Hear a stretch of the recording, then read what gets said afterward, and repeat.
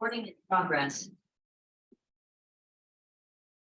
First item we have tonight on the agenda is the administer of the oath of office for our new member. All right, I'm Christine Gallagher, and I think we'll just do it right over here since we're both on this side. If you will raise your right hand and repeat after me. I do solemnly swear or affirm I do solemnly swear and affirm that I will faithfully execute I will faithfully execute the office of Planning Commissioner the office of Planning Commissioner of the City of Chattahoochee Hills of the City of Chattahoochee Hills and will, to the best of my ability, and will to the best of my ability support and defend support and defend the Constitution of the United States, the Constitution of the United States, the Constitution of Georgia, the Constitution of Georgia, and the Charter, ordinances, and regulations and the Charter, ordinances, and regulations of the City of Chattahoochee Hills. of the City of Chattahoochee Hills. I am not the holder I am not the holder. of any unaccounted for public money, I am not the holder of any accounted public money money due to state due to the state or any political subdivision or political subdivision or authority thereof. or an authority thereof. I am not the holder I am not the holder of any office of trust of any office of trust under the government of the United States, under the government of the United States, any other state, any other state, or any foreign state, or any foreign state, which I, which I, by the laws of the state of Georgia, by the laws of the state of Georgia, am prohibited from holding. am prohibited from holding. I will perform the duties I will perform the duty of my office of my office without fear, without fear, favor, favor, affection, affection, reward, reward, or expectation thereof. or expectation of thereof.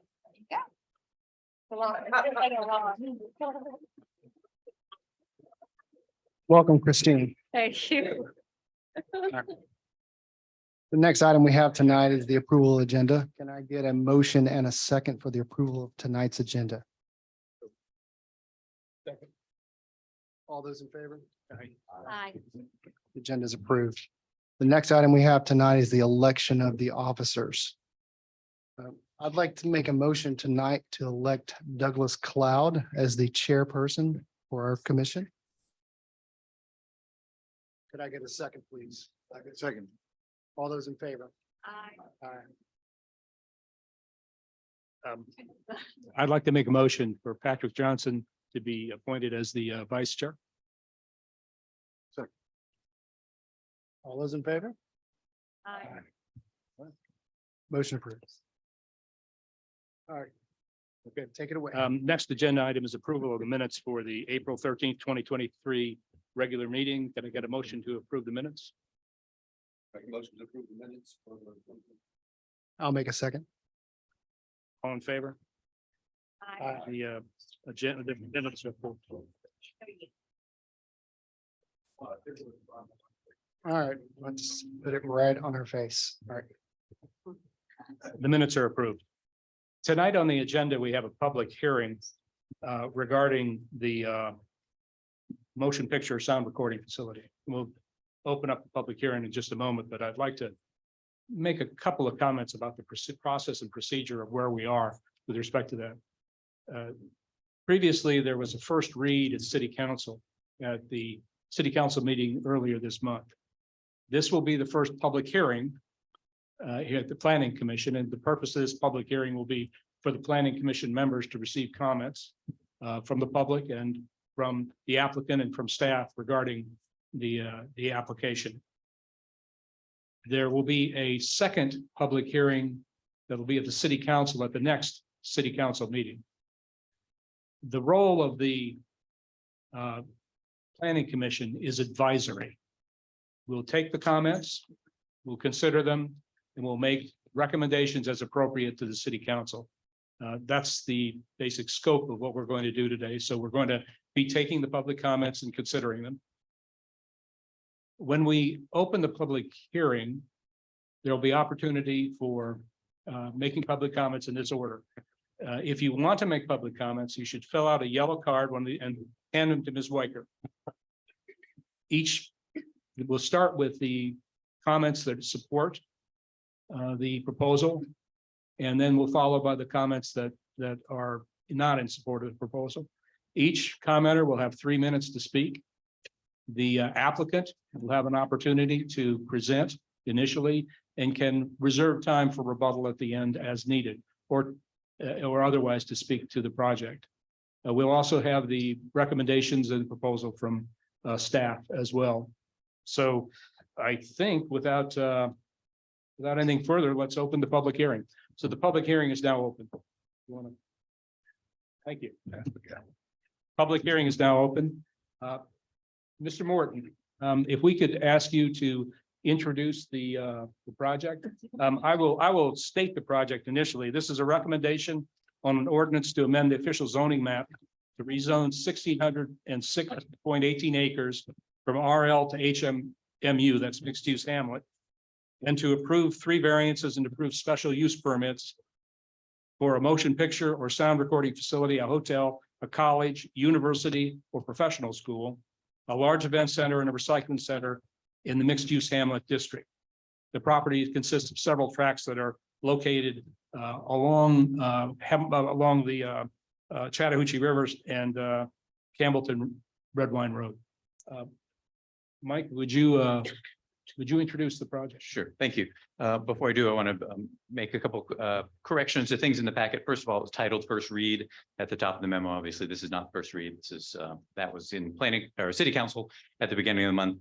And then as I let all planning commissioners know before the meeting, there's some phasing information at the back of the packet, which is out of date. And the applicant has provided updated phasing information, which you have in front of you. It's also hanging behind the plan you see there. It's just some of the conditions refer to phases, and I just wanted to make it clear what we're talking about in those references. So that's also a correction to what went out in the original packet. As Chairman Cloud said, the application is for a rezoning of 1,606 acres from RL rural to HMMU, which is mixed use hamlet, to create a film production studio. It also comes along with 3 variances and 5 special use permits. The whole package is in a single ordinance.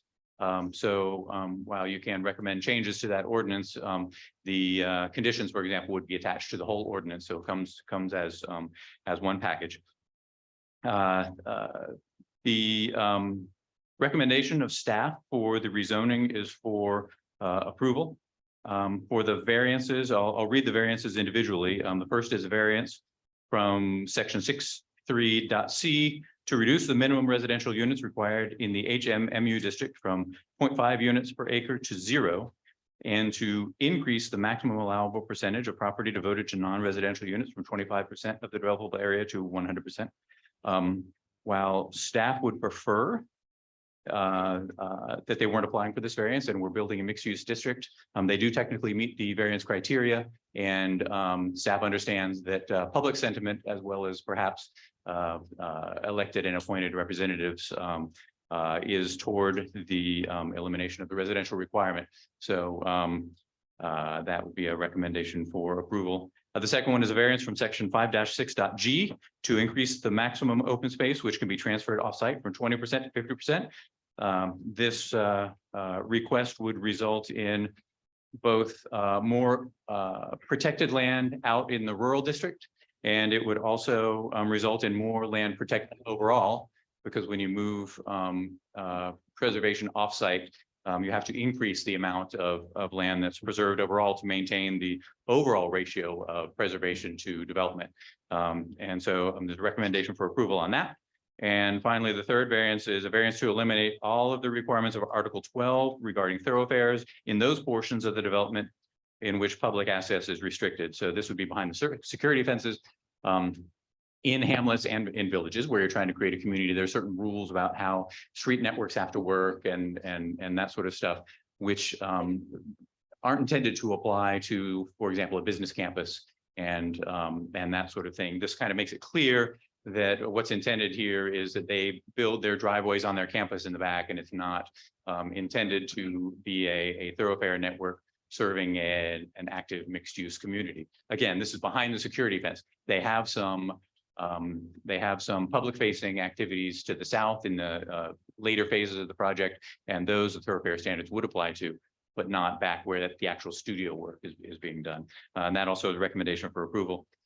Finally, proposed special use permits as required in the HMMU district. The 5 permits are for a motion picture or sound recording facility at large, a hotel, a college, university, or professional school, event center, large, and recycling center. Again, the recommendation is for approval, but all these approvals with subject to conditions which are attached to the package. As you see, we have 5.5 pages of conditions proposed, and so any approval is recommended with those conditions. I don't know if you want me to run through 5.5 pages worth of conditions. Before we're done, yes. But at this point, I think if it's all right with you, Ms. Morton, I think we'll allow the applicant to make a presentation. As you approach the podium, would you please identify yourself by name and also where you live, your address, please? Yeah, thank you, Mr. Cloud. Carl Westmoreland. Is this on now? There we go. Carl Westmoreland, 908 West Wesley Road, Atlanta. But before I start, you said I could reserve time. That's out of how much time?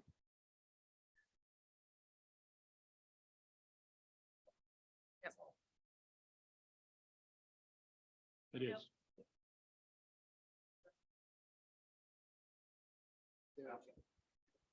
Okay. It's not picking up. I don't think. So, sorry. It is. Okay. Is that better? Sorry, Mr. Cloud. What I was asking was, you mentioned I could reserve some time. That's time out of what total time? 10 minutes. Okay, so I've got to reserve part of the 10. All right, I'll try to talk quickly. Patrick Millsaps, who is the CEO of Kane Studio, is here, as well as Chad Apple, Troy Bogan, and Chris Maddox from Southeast Engineering, and Taylor. Christ. But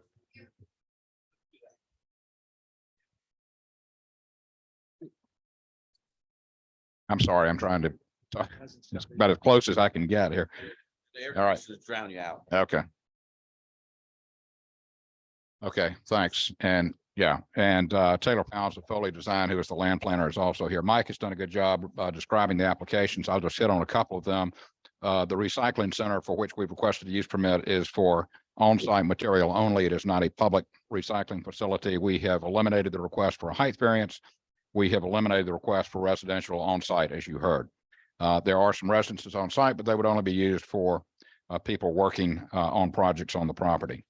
This has gone through a DRI review by Greta and ARC. I'll get to those conditions in a minute. They, as you have probably noticed, are included in the city conditions.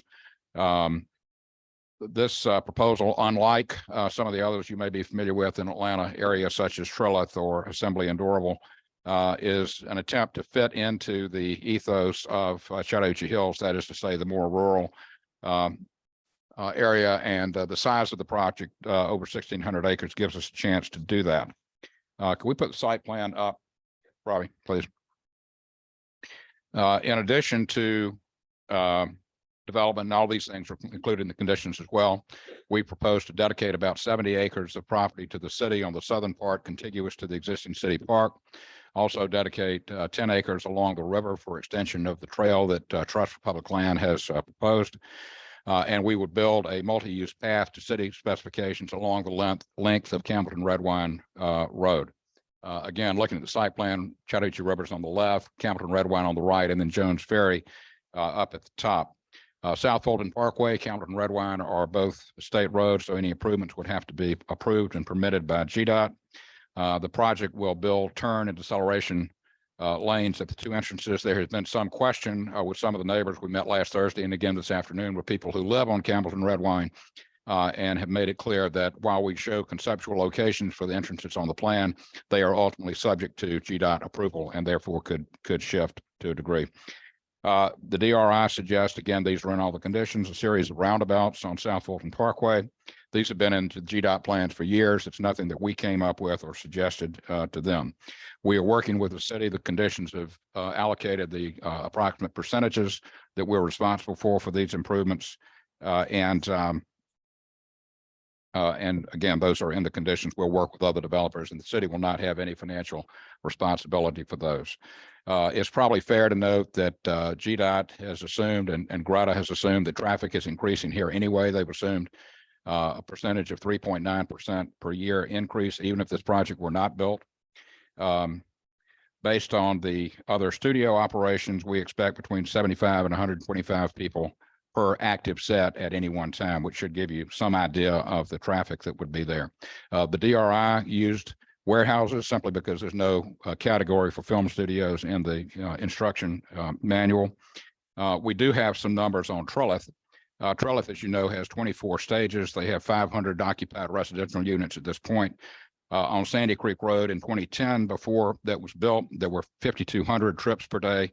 Last year, there were 9,000. So with all of that built, you can see there's an addition of 3,800 trips to the road at Trillith. Taxes. There's been a lot of talk about what's the benefit to the city. We have taken the existing millage rate, applied it to what the city got this year. The city got about $7,800 in property taxes from Painted Rock Farm. With the increased property values and no improvements next year, we assume that taxes are $134,000. That obviously increases incrementally as the improvements are added over the phases of this project, ultimately getting out to well over $5 million per year. Like to respond to some of the questions we've gotten. One was, where's the maintenance building? We have now added it onto the site plan. Its interior. Can you eliminate the Jones Ferry driveway? No, but we've got a condition that shows that not only a maximum of 24 houses could go onto it, it's going to remain gravel, and there will be internal access from those to get to the studio property. Again, Jones Ferry will remain gravel. There were questions about Hutchinson Ferry. Was it part of the DRI study? Yes, it was. And Greta assumed that there was so little impact on that they did not even recommend any traffic improvements. Another question about traffic we've gotten is what happens if our development is ahead of the GDOT schedule for improvements on South Fulton Parkway. Condition 3A that Mike has prepared requires that the applicant is obligated to pay 100% of improvements if needed prior to GDOT improvements coming online. So we've tried to address that as well. Another comment, was there a helipad? No, we talked about it. We never filed an application for it. There's no helipad, no airport anywhere on the property. The project, someone else made the comment that the project's only possible because of amendments to the code that the city council made in February. We filed this application on December 1st. It did not require those amendments. The only thing those amendments have done is allow us to eliminate a few of the variances, such as the request for building height. With the conditions, I think we're fine with most of them. There are a couple that will require a little more discussion. Mike and I have talked about those. One is condition number 13, which requires that a certain amount of open space be preserved off-site. I think the way that's written, it's not clear that that's just not an absolute condition, regardless of how much open space you've got on site. We're not asking for a variance to reduce what we're required to have, but I think we need a little more clarity on the timing there. And then on condition number 19, which requires preservation of a couple of houses on Campbellton Red Wine, we need some more discussion that the improvements that are required and the standards to which we're required to make those may depend on what they're used for. They're going to be used for residences, or they simply background for movie studios. So with that, I'll try to reserve any other time. And Which is- just to be Yes. clear, when the commission deliberates, they may have questions directly of you and of Mike. So there may be some direct questions at that. I understand. I just wanted to try to reserve a No, little bit of understood. time. And thank you, sir.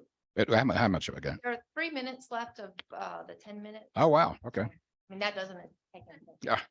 Other- Even with a bad mic, thanks.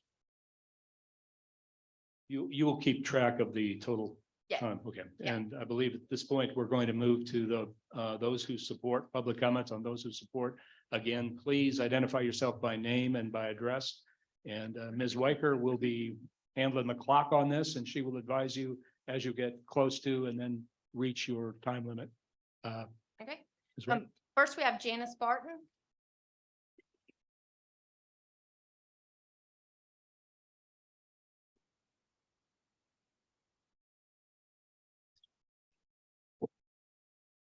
Thank you. I have a producer.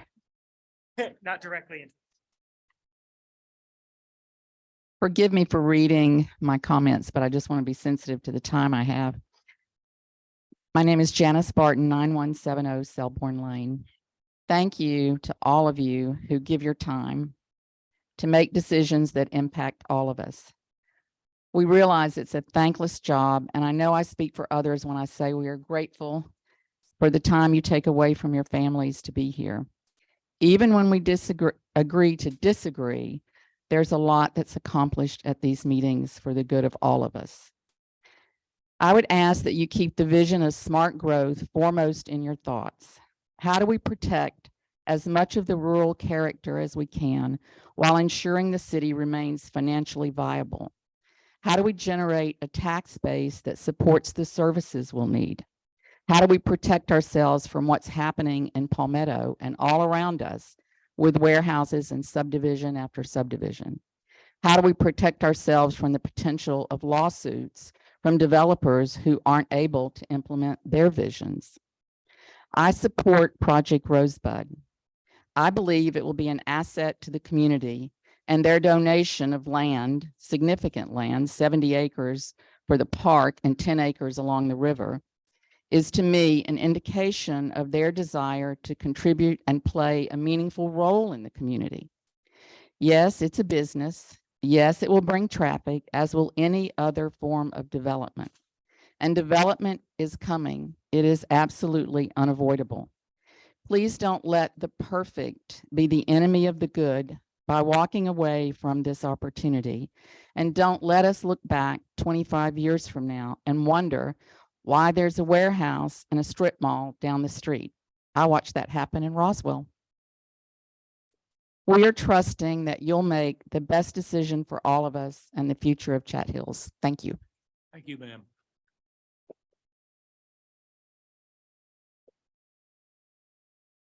Next is Judy Walker. Okay, you just want to go on record and supporting, okay? Oh, you did mark that. I'm sorry. Got a lot going on here. Kevin Bashore.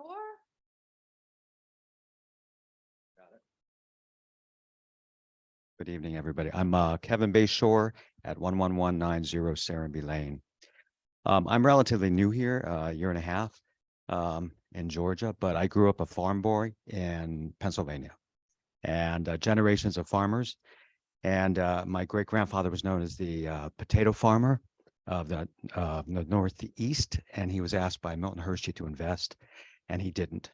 And at the time, during my growing up years and hearing that, I thought he just was against progress, or didn't believe in actually Milton Hershey, Mr. Hershey's chocolate, right? But now I do believe he probably was against progress. And we all know that not all progress is progress, a lot is regress. And as someone who has witnessed all my family for generations of farmland, thousands of acres, swallowed up by residential sprawl and businesses and mile-long warehouses in Pennsylvania, all my family did was hope for the best. And I come here and I'm just shocked to realize what 60 years of living in Pennsylvania, and now all my family legacy is basically gone surrounding the Hershey area. The only thing that was saved was what Mr. Hershey saved himself. And he actually invested in an orphanage, which is the highest amount of money second highest amount of money in any orphanage in the world. And the only thing today that has saved the land around Hershey is the land that was given to the orphanage. And so there was planning in that. But still, much of the farmland has been devastated. And so I'm asking you, as I come here and I see what's possible, I am for what's coming in this plan. I was shocked to see it and the beauty of the plan and how they're thinking it through. I realize that all of us are concerned about traffic, but to weigh the odds and knowing that if we don't get in front of it, and I'd love to see what you all are doing with guiding the force, what my family made, excuse me, as mistakes in Pennsylvania, what I'm asking for is for you to continue, everybody who's against it, to think of, again, what are the options? the beauty that the park is involved, the beauty of the restaurants, the things for the neighborhood involvement of everybody in the area. I think it'll be delight in the end. And then the business and the work that also is brought into the area. About 30 seconds. So I'm excited. I'm excited about this plan. So thank you for giving me some time to chat. Thank you. Thank you, sir.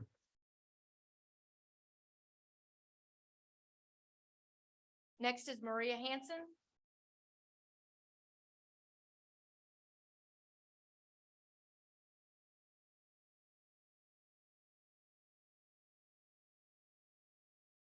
Hello, my name is Maria Hansen. I live at 8135 Atlanta Noonan Road.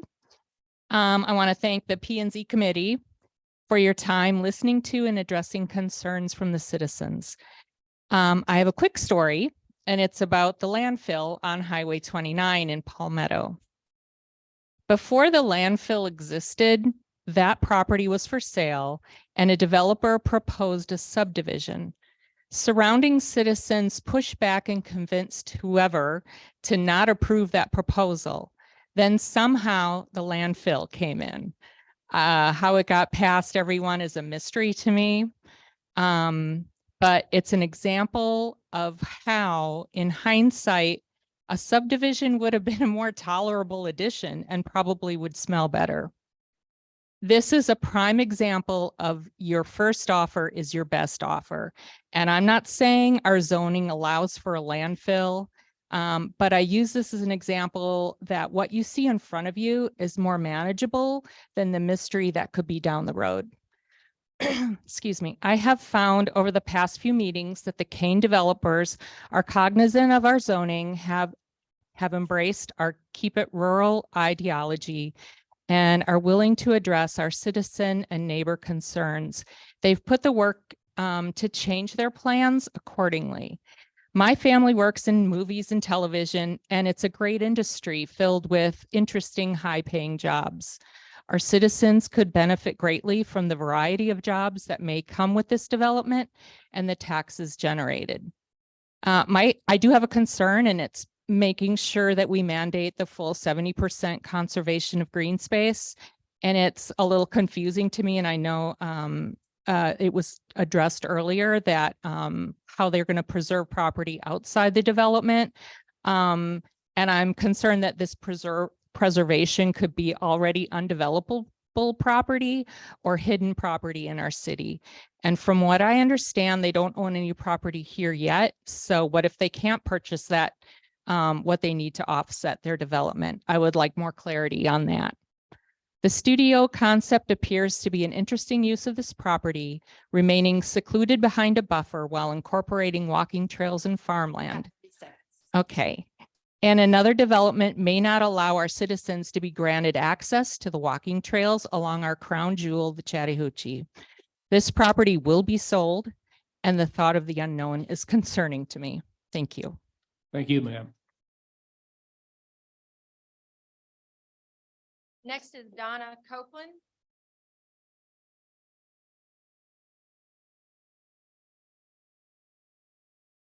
Hi, my name is Donna Copeland. I live at 12200 Hutchinson Ferry Road. The reason I'm speaking tonight is I've lived here forever. My family bought land on Hutchinson Ferry in 1948, and I still have many relatives that live there. None of us want change coming. We don't want to see it. We want things to stay just the same. Even when Serenbe came, we were not thrilled, but we love it now. It has brought a lot of positive things, and change is hard and the unknown is hard. But hearing about the studio, it just seems like they have planned it out. It seems like it is the best case scenario. I grew up here. I grew up in Palmetto. I love Palmetto. My church is in Palmetto, but it's not the same. And I do not want to see that coming out to where we are.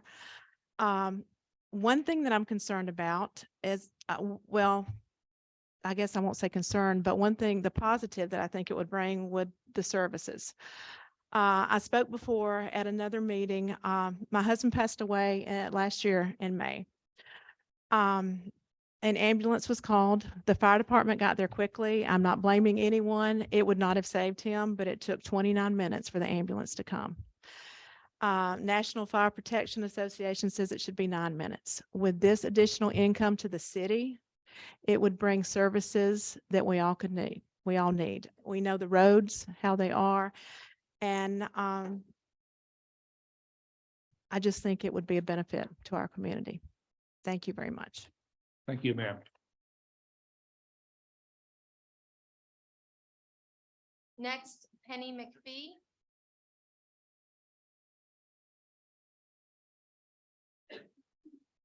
Good evening. My name is Penny McPhee. My address is 438 Selborne Way. I really just want to say thank you, first of all, to all of you for the hard work that you've put into this project and for the work that the developer has put into really being thoughtful about what we want in our community and how we want development to happen in our community. I echo the comments that went before me that development is going to happen. We know that, and we know that there is a certain amount of development that we need to keep the city sustainable and be able to have the amenities that we want in our lives. But my husband and I moved here because we like the rural character. We obviously want that to continue, and we feel like this is a way that we can have both. So thank you for the thoughtful conditions that you've put on this project. I hope you will approve it and send it to City Council with your recommendation. Thank you. Thank you, ma'am.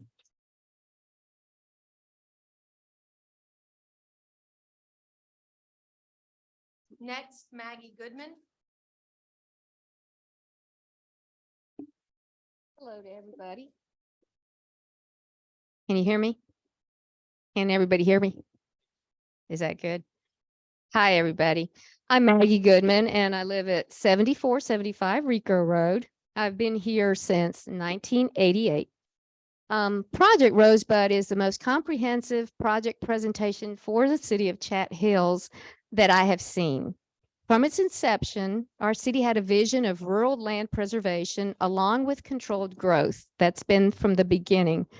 Our city councils have gone above and beyond to stay true to this mission.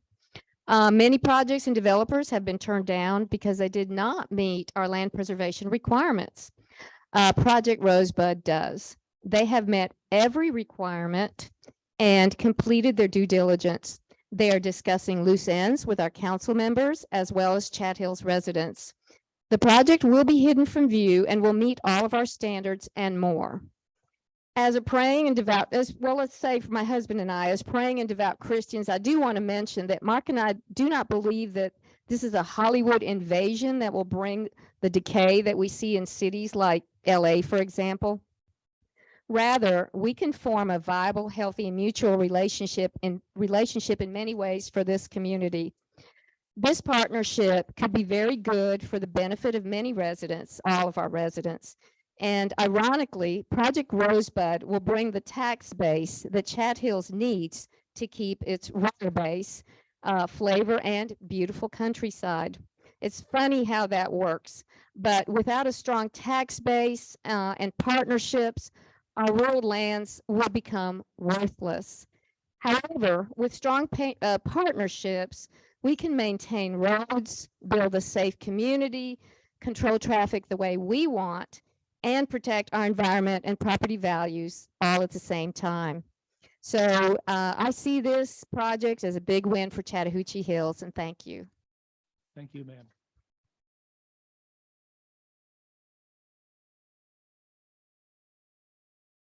Next, Mark Goodman.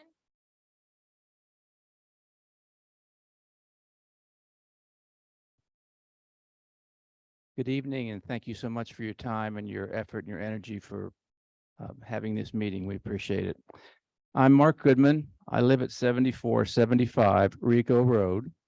I built my house in 1986 and have been involved in Chattahoochee Hills meetings and growth meetings and various meetings throughout the years in the Chattahoochee Hills area. I am in favor of the studio for the following reasons. Kane Studio and Project Rosebud have gone the extra mile and then some to accommodate all of our requests and requirements to satisfy our zoning issues and laws. Number two, the property will still be rural with controlled growth. We might not have an opportunity again like this one. Growth is going to happen one way or the other. The key is to have controlled growth using common sense and good judgment approaches to achieve successful results using accountability and verification in a quality control fashion. If not approved, this could be a missed opportunity for the residents of Chattahoochee Hills. I too want Chattahoochee Hills to remain rural. I too am an environmentalist and have always been that way. And I have thought long and hard on this one. Therefore, I fully support Kane Studios and Project Rosebud based on cost versus benefit to our community. You can't always just stand still. You either are moving forward or you're moving backwards. I am proud to be a citizen of Chat Hills, and I appreciate all of the time and effort that Kane Studios, Project Rosebud, and the other councilmen and planning commissions have put forward in this endeavor. Thank you for everyone for your time and effort and your hard work and support. And I respect your time and consideration. Respectfully, Mark Goodman. Thank you, sir.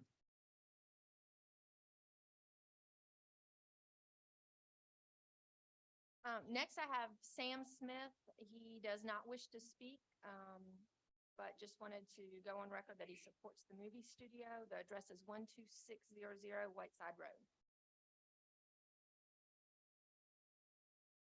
Next is J.K. Langley.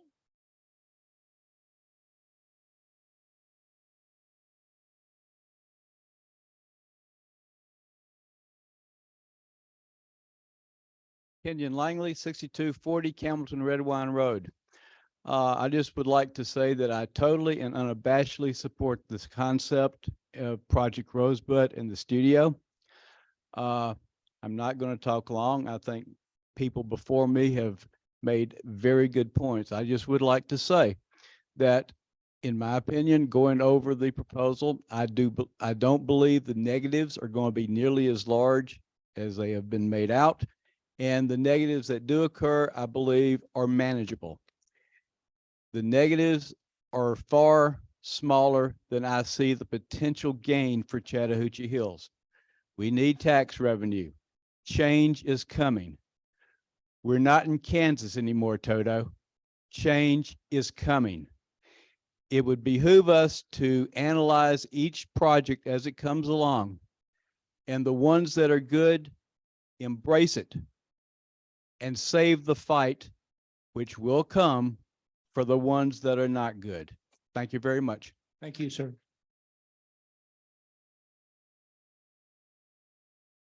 Next is John Crespo.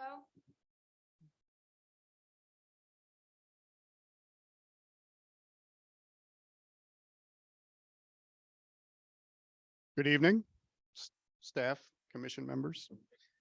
John Crespo, 1175 Hutchison Ferry Road. So many people tonight have already spoken such positive words, and much of what I had on my mind as well. I moved to Chattahoochee Hills 11 years ago. I didn't understand what I had moved into at the time, but as I lived here, I began to see how different we are as a city. And the reason we're different is because we have rules in place that keep us rural. Rules like 30/70 or 20-acre build minimum, and the vision that the council and staff members like yourself have put forth. I see now the surrounding cities developing and the growth that's happening, and one that's right at our front door. We all know that Palmetto has Merrill being proposed, and these land tracts and these these fingers are reaching right into Chattahoochee Hills, if you look at it on a map. How do we fight against that? With such a spread out population base where we cannot possibly get enough tax revenue to fight against and maintain our infrastructure, policing that we need, fire, ambulance, and much of what has already been spoken by so many people here. So in order to maintain and sustain Chattahoochee Hills, I'm in favor of Project Rosebud because I see it as a benefit as we have to grow. I would love for things to stay the same, much the way that I want my 8-year-old to stay the same, right? But I understand that she's going to grow and she's going to play with other kids and there's going to be negative influences, but how we fortify and embrace her, our city, is how she will fare against those negative influences like Palmetto, right? So I thank you guys. I know it's a tough situation. You're trying to weigh what the right thing to do is. And I appreciate what you guys do. Got 30 seconds. So with that. Thank you, sir. Next, Christopher Dickinson.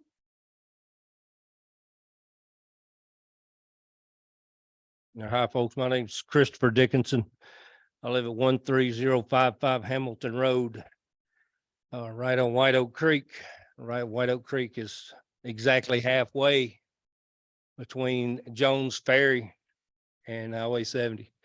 So this project, it's beautiful. I mean, I know we're gonna have to move forward. We're gonna see development. It might as well be this. Something's coming. This happens to be the first one, so that's fine with me. But we have a great obligation as a community for what we already have. And let's don't forget about this forest that we live in that's so beautiful. We have some of the most beautiful trees. And the best part about it is we're 35 minutes out of downtown.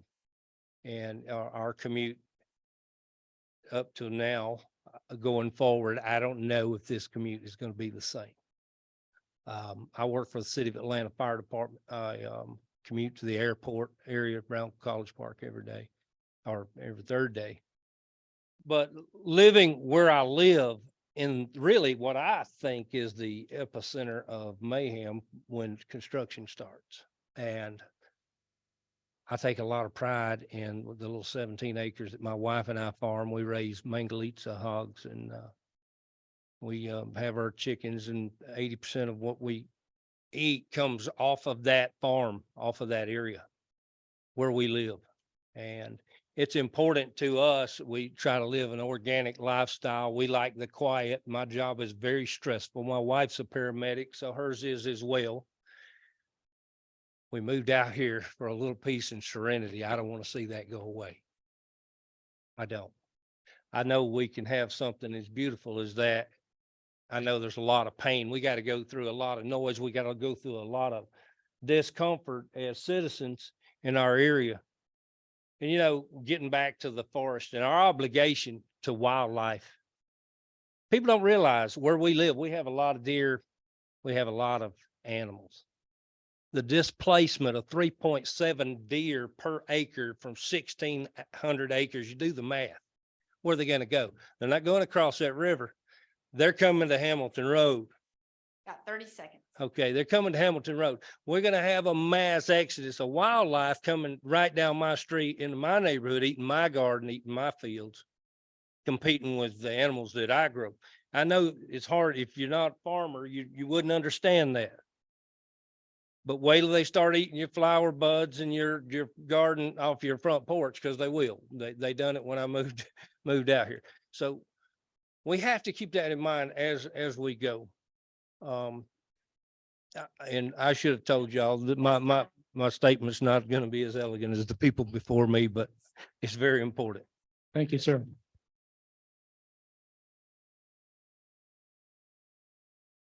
Next is Clifford Blizzard. Good evening. I'm Clifford Blizzard, 8115 Rico Road. I like to tell people I've been here since before we were a city, but most of us here, that's true as well. I'm a relative newcomer. I've only been here about 16 years. And I want to give you a little bit further back perspective, and that's from looking at an air photo of the area in the 1930s.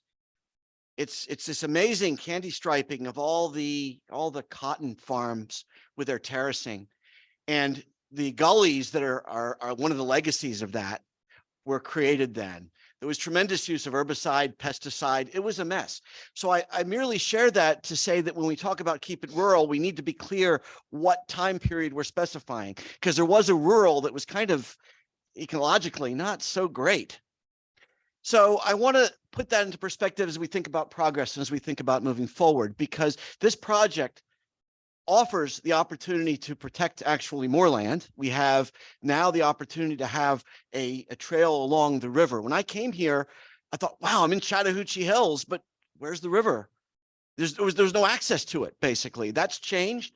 We now have parkland along the river, and that's continuing to expand.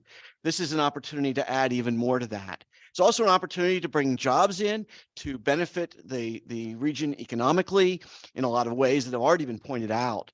And I just see that as we think to the future, this is the kind of growth that our community most needs. Growth that holds on to the vision of being an ecologically sound area, and at the same time accepting the development that is coming in a way that we're able to embrace. And I just want to thank the zoning planning commission for their hard work in really carrying out the vision that is enabling our community to stand out as an island, as it's becoming in a sea of the development sprawl of the south side of Atlanta. Thank you. Thank you, sir. Next is Steve Nygren.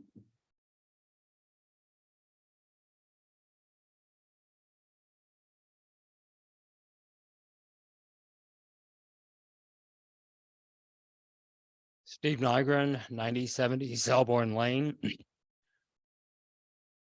20 years ago, well, let me start. I grew up as a generational family landowner in Boulder, Colorado, since the 1860s.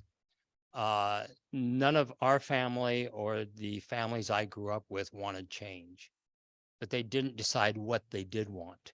And today that's subdivisions. I opened my third restaurant in Roswell in 1975. I had to drive through 3 miles of country to get there. The people around Roswell wanted that rural buffer. They didn't want it to change, but they didn't decide what they did want. And you have been there to now, and that's all developed. 20 years ago, we realized that this was when the housing out of Palmetto was about to dot down Hutchison Ferry. And we wanted to step up and fight that. But from that history, we realized we had to decide what we did want. And we were able to bring pro-development and pro-preservation together for a common vision. There were a lot of editorials that hasn't happened. And there is nowhere in the United States where 70% of the land is scheduled to be rural. The only way we're going to do that is if we have balanced development. Now, Serenbe stepped forward and we have developed. In the 20 years, we have stopped. If you look at what South Fulton is, you look at what Palmetto, and you even look at what Tommy Lee Cook is, that's what we would have had here if we hadn't stopped that. But we have stopped it because executive housing is about all that works because of our educational system. So we are not going to develop housing until we stand up to do a state charter again. It's about the only solution, or we come in and put our arms around Palmetto Elementary. So those that are opposed, let's figure out the education, because otherwise this whole thing's going to unravel. It's real easy to say what we don't want, but what do we want? And so that's the important thing.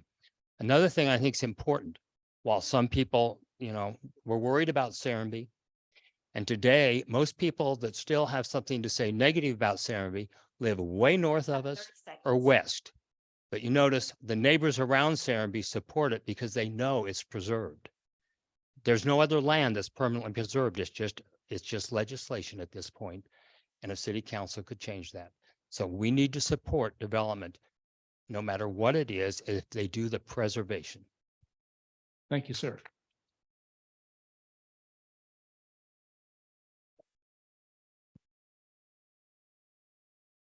All right, I've got two more cards in support.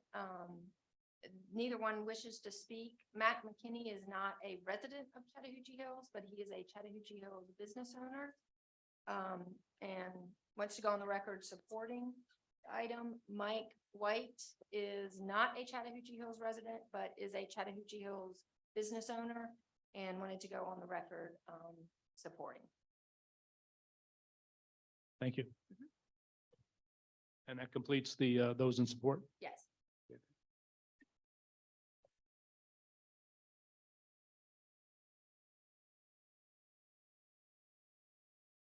So we'll proceed with those who do not support the comments on from those who don't support. And please, again, your name and address when you begin to speak. The first card I have does not wish to speak, but wanted to go on the record as opposing. It's Michael Call, and I believe that's 12010 Hutchison Ferry Road. Oh, okay.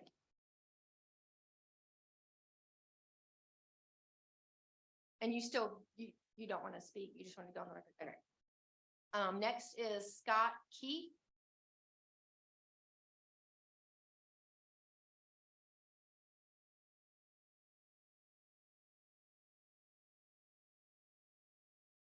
Good evening, everyone. My name is Scott Keith. I'm 7435 Rico Road. Want to tell you guys that I'm not in support of this movie studio. I've got a question as to why, when they did Lionsgate, the Douglas County zone that is heavy commercial. I don't understand how a similar thing would just fit into a hamlet. I don't understand that. You know, I'm not into development or anything, but my reasons are for the traffic. Movie studios and theaters go 24/7. They don't stop. You know, when you have someone needs to get on a site or off a site, we're the ones that have to stop. We have to stop and slow down for them. I don't really see that it's just a good fit. What I would like to see is what my father promised me this area would be when he helped create this city years ago. And what he told me, and I was with him a lot of time, he was like my best friend until he died. But and regardless of those who think you know him better than I do, there were supposed to be a little Serenbe. Okay, that was good. Now that's getting kind of way out of hand. If you ask me, I don't really see the preservation when you're putting houses on top of houses, but I don't have to see it. That's fine. It's not on my end of town. So there were supposed to be maybe 2 other developments that were scattered about, but those mileage restrictions were taken away. I was told, well, that was just a political thing, but that really is besides the point, because that was the intent that this city was created on. Not this type of development, commercial type development that I would say is heavy commercial. You're building sets, you got trucks coming in, coming out. Heck, we don't have enough police to go around. Police chief's already said that. We don't have fire trucks. They'll even get up to the 3rd story. You know, so it's kind of like the cart before the horse. I like the idea of preservation of the land. I'm all for that. I'm a guy that likes to plant stuff, and you know, I'm going to have some chickens and this, that, and the other, and all of that. So I'm all good with that, but I'm not in support of a movie studio here, because I know exactly what it's done to Sandy Creek and all my friends over on that side. And that was my thing. I've been here since the 80s. I just keep going back and forth, and I've seen Sandy Creek go from what was beautiful countryside to, you know, it just looks like an industry over there. And I just particularly don't like it. Thanks for your time. Thank you, sir.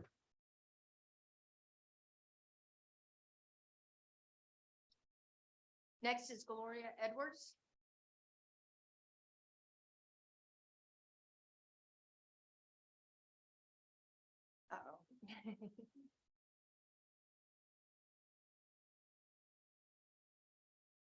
Hello, my name is Gloria Edwards, and I'm at 7415 Palmetto Cascade Highway. And I am speaking on behalf of my neighbors, Wickerson Mill Road, Palmetto Cascade, and Petersburg Road. First, I'm here representation for the special events permit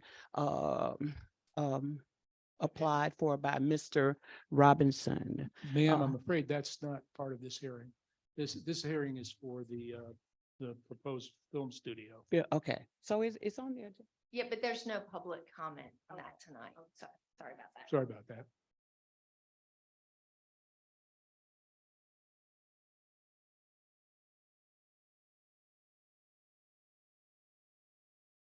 Next is Danette Koshka.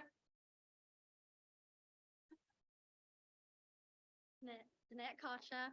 Danette Koshka, 12450 Hamilton Road. I'm opposed to it. I feel like, first, I remember meeting Tom Reed at a get to know your candidate meeting. And Tom was talking about how we were in a unique position here because we had these great zoning regulations. Zoning regulations where we could control our growth. We could decide what kind of growth we wanted here. Unlike Carrollton and the Rock Quarry, Carrollton did not have the kind of zoning we had. I knew that was exactly where I wanted to be. I was in the right place. Yes, it's rural. I want it rural. And I feel like when we bring this movie studio, first, it's not just a movie studio, it's a large event center. Is that going to include an amphitheater? Are we going to have a lot of noise pollution? We already know that's going to bring people coming and going at night. Traffic coming and going at night, lots of noise. It's just everything I moved out here to avoid. You can find that in Douglasville and Fayetteville. Once you bring that, you're bringing everything you moved out here to get away from. You're bringing the traffic, you're bringing the noise, you're bringing the transient people that are coming and going. They're coming to concerts, then they're going to Serenbe to spend the night. It's just not what I moved out here for. If an application is brought to you and you have to write a special ordinance, one special permit for it, then yes, I think we should consider it. But if an application is brought to you and you're having to write 5 or 6 special ordinances and making all these changes to what made us unique, I just feel like it's a no-brainer. Then no, that's not our fit. I'm just really disappointed that it's got to this point, and I think it's invasive. I think it's huge. And I don't think it fits in with anything that we've ever stood for. I think it's going to take away everything that we represented. About 30 seconds. That's all. Thank you, ma'am.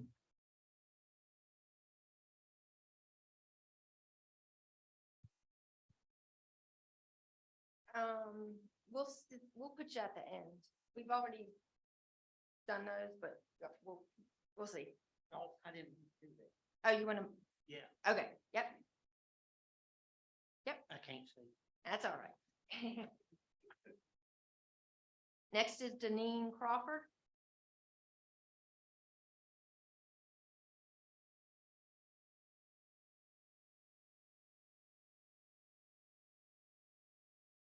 Deneen Crawford, 5575 Cockrell Mill Road. I reside in District 2. I would like to thank each and every one of you that sit on this board tonight for your time and for serving our city. It's a thankless job. You really do have a hard job sitting here before us. My family moved here in 1972. Like Rodney, this was our elementary school when we grew up. So like this building, there is change coming to Chattahoochee Hills, and how we accept and how we provide that change sits in your hands and in our council's hands. But after researching and reading the majority of the material for the Rosebud project, I just had a few questions and concerns that I would like to pose to you tonight. Is it too loud? Okay. Is that better? Hold on. I'm so sorry. With the variance concerning allowing 50% of the land to be preserved off-site instead of the allowance of 20% in our UDC code, what is the total number of acreage that will be developed? And what is the total number of acreage that will be preserved on-site, not off-site?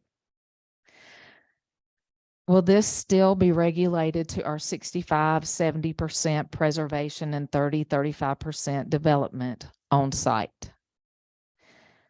Will this site still fit our special use mixed use hamlet zoning after the TDRs or DTCs have been purchased? What is the ratio of acreage for the TDRs or the DTCs that you are allowing, and how was that determined? Is it 1 acre of development per 3 acres of preservation? How much of the 70 acres that are being donated to the city has already been established in the trust for the Riverlands Park, or is it in addition to the land that is in the trust? Where does the trail at the front of the property come from, and where does it go?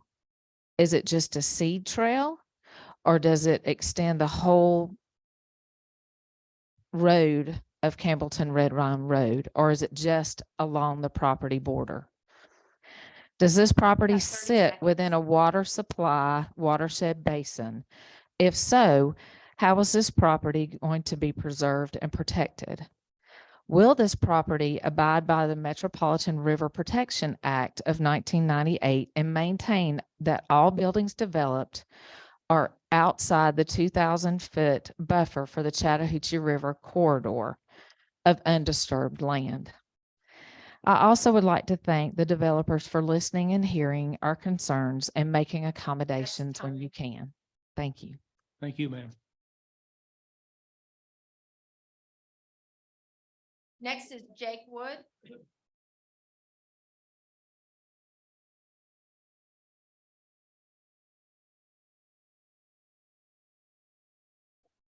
I'm Jake Wood. I'm at 12460 Hamilton Road. I'm a Georgia boy. I've been here a long time. And with all due respect to the folks from 7B, I love you, but y'all ain't living rural. You ain't living rural till you turn out the light and it's dark, okay? Y'all can still hear people walking down the street. I came down here because it was dark when I turned out the lights. I like to look at the stars. I like to see them. What I hear now is a bunch of stuff about hamlets. That's a subdivision, okay? Let's go ahead and call it what it is. It's a subdivision. That's all it is, all right?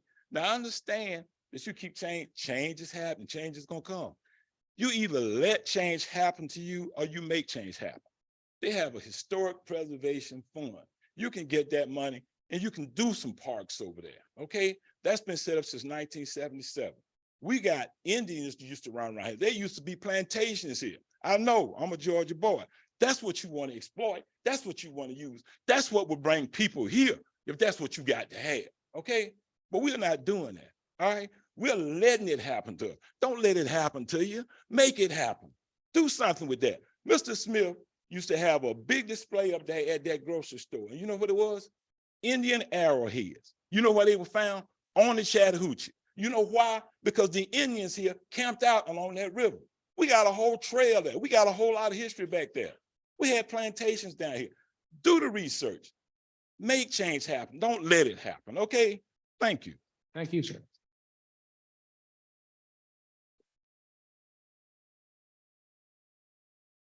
The next card is Renee Prince. She resides at 13015, and she did not wish to speak, but just wanted to go on record opposing the movie studio.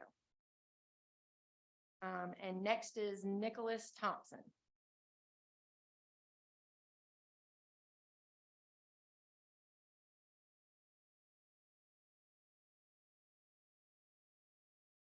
My name is Nick Thompson. I live at 6175 Kite Road, and I'm 28 years old. And the last, I can remember, 25 years, the whole area around here has just been basically swallowed up by this urban sprawl that whenever Chattahoochee Hills was founded, this was not supposed to happen. It was supposed to be, you know, a little Serenbe over there. Everything's cool.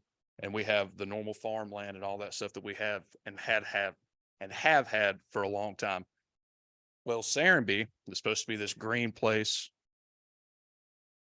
I don't see how you can be environmentally friendly and just tearing down some of the most beautiful woods that have been there for, 1,000 years, and you're just going to tear it down. Then we have this coming. I just feel like whenever Serenbe got proposed, even Chattahoochee Hills, the amount of commerce and people coming here, it's not supported. You see the roads around here, they're patched up, they're not fixed. Like even when they do pave them, they just patch them in spots, and you got to, go around the potholes and all that stuff. Where is that going to help us? We're going to have these big trucks running down through here, tearing up more stuff.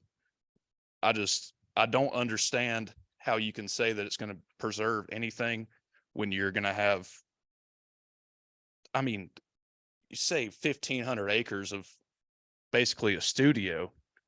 How many people can fit inside of that? How many people are going to be working there? What are you getting at as far as, just sewage, water? I just don't understand how you think that can be a rural thing. You're going to have, it's going to take years and years, I understand, to build it up or whatever, but what is the actual plan? Like, I do not understand how you can sit there and say that it's going to be conserved when you're just going to destroy it. I don't understand. I appreciate y'all, and y'all have a good night. Thank you, sir.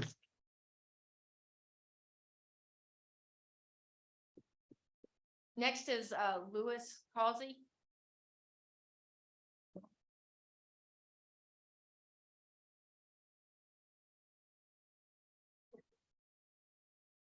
My name is Lewis Causey, 12650 Jones Ferry Road. The property that I live on has been in my wife's family since the Civil War. It used to go all the way down to the bridge on Highway 70, all the way to the river, and all the way back up to Jones Ferry Road. I hate to see my wife's ancestors would probably turn around up and jump up and down in the grave if they knew what was going on that property. We hunt on that property. Yeah, and most of our wildlife comes from this 1,600 acres. There's no fence between us and the 1,600 acres, so the deer can go anywhere they want to. The gentleman was right. You start building stuff, they're going to push them. They're going to push them on top of each other. But all the other wildlife, I was raised in Henry County, went to high school in McDonough. Have you been to McDonough lately? When I went to school, there was a cotton gin beside the school. All the fields were cotton. When planting time came, half the school was out because they were out planting. You don't see this here. We got cattle and open land. But look at it now. What it has turned out to be. My brother lives over, and I don't know how he stands the traffic. It's unreal. And that's what we're looking into if this goes through. Thank you. Thank you, sir. That was the last public comment card. I do have a letter that a resident requested to be read into the record. They're really neither for or. Is it regarding this project? Yes, it is. Well, please go ahead. Okay, and I will time myself. I'll try to get through it in 3 minutes, but I may not. This is Lee and Jill Webb, 7980 Campbellton Red Wine Road, and it's a letter that Michael Morton, Community Development Director, received. Dear Mr. Morton, thank you for taking the time to speak with me following the May 2nd Chattahoochee Hills City Council meeting. I am writing to formally express several areas of concern regarding the proposed movie studio. Our residence is located across the road from the proposed site. Number one, studio entrance. Based on the proposed location, the main entrance and likely the only entrance to the site for some time will be just south of our driveway entrance. Our understanding is that a deceleration lane on the southbound side of Highway 70 could start close to or slightly south of our driveway entrance. When turning out of our drive to the left heading south, our routine daily commute, we will be dealing with additional traffic and large construction vehicles. Traffic from the north will be entering the deceleration lane just after coming around a curve. We are already forced to turn quickly out of our drive due to the limited sight distance in both directions. Once we turn out into the road going south, we will be almost immediately at the point where studio traffic coming from the south will be making left turns into the site entrance. We are concerned that left turning studio traffic will not be able to see us pulling out of our drive and that we will not be able to see that traffic until we are out in the road. With fast moving traffic coming from behind, our understanding is that the speed limit will not change. We are concerned that this will create a dangerous situation for ourselves, our neighbors, and others traveling this area of Campbellton Redwine Road. The proposed site has a long stretch of road frontage, some areas with better sight distance, which may have less impact to existing neighbors. Number two, variance to increase maximum amount of required open space allowed to be transferred off site. We would like to urge our city officials to deny this variance request.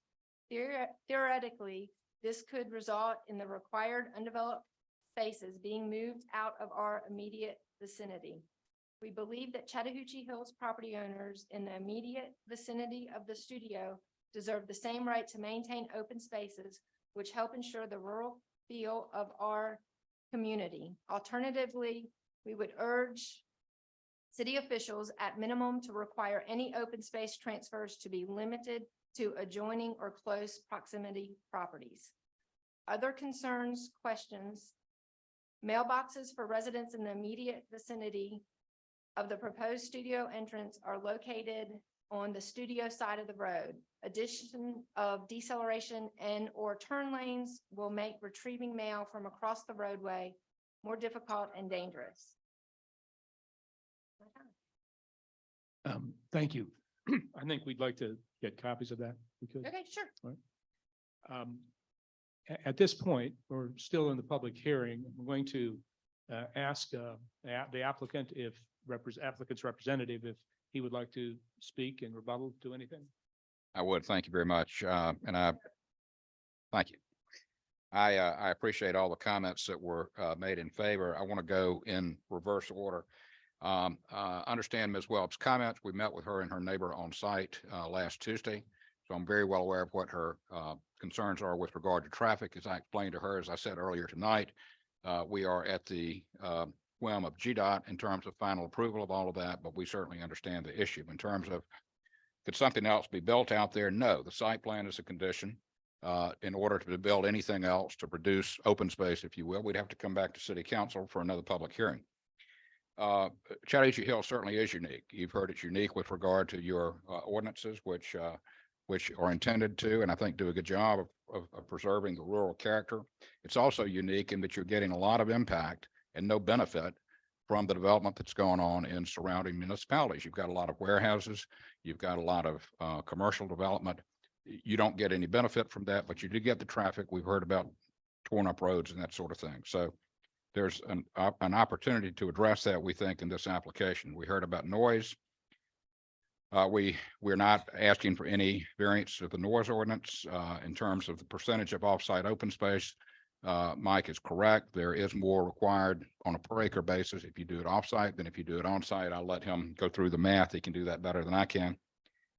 We have special use permits, yes. And the reason that you have use permits and ordinances is to give the city more control and more review over a specific use. And that's exactly what we have done. And that's exactly what the city has done in their conditions. Mr. Dickinson made a good comment. I thought he said we have an obligation to what we already have. We have tried to respect that. I think our plan does that. We have a farm component in the plan. The only thing he may not like is that when this is developed, we're going to be taking down a lot of deer stands. Let's see, with fire and emergency services were mentioned. There are conditions, as you know, that the staff is prepared that require us to buy a fire truck for the city before a building permit is issued on the first building over, I think it's 32 feet tall. There's another condition that says if required by the city, we would have to dedicate land for a fire station. So we think we have addressed that as well. Thank you. Again, and we've got other slides. I know you guys have seen them. We think what we have proposed certainly meets the requirements. It continues the vision of Chattahoochee Hills as being rural. It preserves a lot of land, but it also gives benefits that you've not had up to this point. While you have had the impacts from a lot of developments that you don't like that are out of your jurisdiction, we appreciate your time and attention and that of the staff, and hope you can recommend approval. We hope you can stay around after the actual public hearing closes. When the commission members deliberate, there may be Of direct course, no, questions. we understand. That's fine. Sure. Thank you. Thank Mr. Morton, you have an opportunity now, if you'd like, to address any particular questions that came up. Or you can wait. It's really your decision. There were just a couple of things. Well, I'll just, both Carl and other speakers have mentioned the offsite open space. I'll try to run through, if I can, briefly, how that works. So if any of the if any of the open space requirement is moved offsite, it doesn't relieve them of the buffering requirement. So they would still have to have the peripheral buffers. So what doesn't mean you'll be able to see anything better from the street or from adjacent property.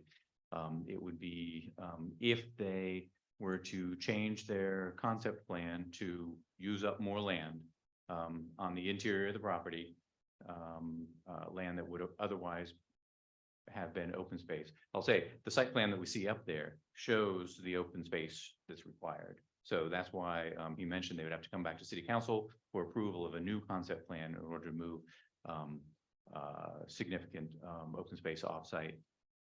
If open space, because of the recent text amendment, actually, it was something that was included in there. If open space is moved offsite, you still have to maintain within the district itself plus the offsite open space land, that same ratio, 65% open space required in a hamlet. So before that text amendment that was just earlier this year, you could have potentially moved open space offsite acre per acre. So if you moved a lot of open space offsite, it would have reduced that preservation ratio below 65%. Don't know a good way to explain it if you haven't followed it, but basically, if you say you could move 100% offsite, for example, wouldn't have been allowed in the rules, but say you moved 100% offsite, you would have 100% development on site, and then you would have the 70% that would, or 65% that would have been preserved on site, preserved offsite. And so your ratio of development to open space would have been much, much lower. It would have been, I have to think of what the number would be, 32.5%, I guess it would have been. So the way the new language is written, it requires that you preserve enough land offsite to maintain the ratio. So when you develop an additional acre on-site and you transfer that requirement offsite, you don't just preserve another acre offsite. You actually have to preserve, it's 2.8 is the number to maintain that 65% ratio. So for every acre that they move out offsite, we're getting more total preservation. Also, in staff's opinion, that offsite preservation is potentially of higher value than the on-site preservation if all that preserved land is back in the middle of the studios where nobody gets to experience it. Whereas if it's out in the rural district on that offsite location, it might be something where you're driving by, you're not going to see this field cleared for some other, for people's houses or for some other use. So that is one of the big needs of the city, right? We've always talked about preservation of the rural character through development-driven preservation, right? Where the development pays for the preservation offsite. Well, we don't have any of that right now, right? The only preservation taking place is happening inside of hamlets, the little bit of development that we do have. We don't have anything happening outside that's preserving the fields and forests and the things that we experience as we drive through the city. And so this would be one of those things that would potentially feed into that, and you would actually get some permanent preservation of land outside. So staff sees it as a benefit. I understand if everybody doesn't. We certainly have a limit on there for a purpose. The limit on offsite open space is 20% of the overall open space requirement. But normally, you're trying to create a mixed-use community. And so the idea is that in the hamlets, the people in that community were supposed to benefit from that open space. But in this case, you're really creating more of a business campus. That's maybe a poor way of putting it, but you understand what I mean. It's not, you don't have the residents in there who are supposed to benefit from that open space. So being able to move more off-site, I think, benefits more people. Thank you. Are there any other particular questions you'd like to address at this time? I expect you will be getting questions from the commission members as well, Right. but please don't. Right. I will mention MRPA since it came up. That was one thing, the Metropolitan River Protection Act. State law defines a 2,000 foot wide, actually 4,000 foot wide corridor, 2,000 feet on either side of the Chattahoochee River for a certain length. We are within it. Requires a review of any potential development in that area. We've had a couple in the city up near Campbellton, one for the first boat ramp up in Campbellton, and then another for a homeowner who wanted to build a garage. It's not a prohibition on any development within that 2,000 foot corridor, but rather a review. It's a complex system of land vulnerability maps where they limit based on soil types and slopes and a number of factors, how much of the land can be disturbed and how much can be developed. And so anything proposed within that 2,000 foot corridor on this property or any other property in the city would get reviewed by the Atlanta Regional Commission, and they would declare how much disturbance and how much impervious surface is allowed within that area. And anything before it got approved by City Council would get that review by ARC and would have to comply. Leave it at that for now, I guess. Thank you, sir. At this point, we're going to close the public hearing. The public hearing is closed. And we're going to move to deliberations among the commission members. There's a few questions I think we're going to need to get clarified, but I'm going to ask initially on this project if commission members have any initial statements they'd like to make or thoughts. Mr. Peak, I'll start with you. Thank you, I think. You know, there's been a lot of talk tonight, and I look out in the audience and it makes me feel good to have a concerned city, a concerned community. And we've had a lot of discussion. We had 16 people in the first group and about 8 in the second group. Only good comes from that. You know, I grew up here. I went to school at this area. I'll tell you, I'll let it, he'll just use.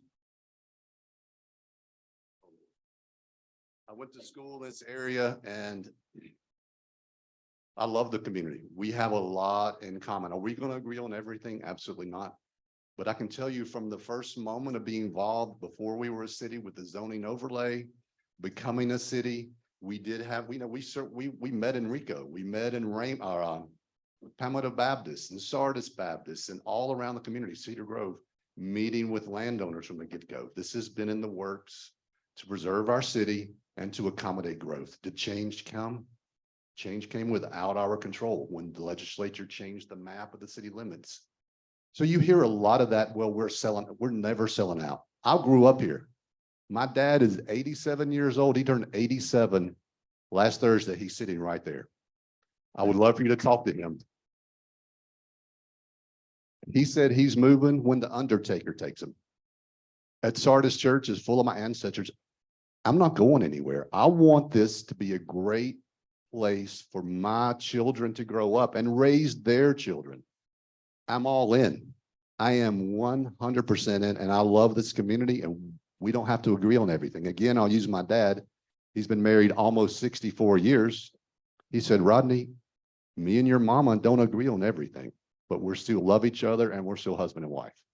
I may not agree with everybody, but I hope everyone shows respect, not bullying, not fear tactics, but respect. We want the same thing. We want to stay here and have the same thing. I love it. And, you know, just driving from where I live on Hudson Ferry Road, I've lived it 1680 Hudson Ferry Road until I was about 25, and then moved to 10685 Hudson Ferry Road. So I hadn't moved very far. But change is coming.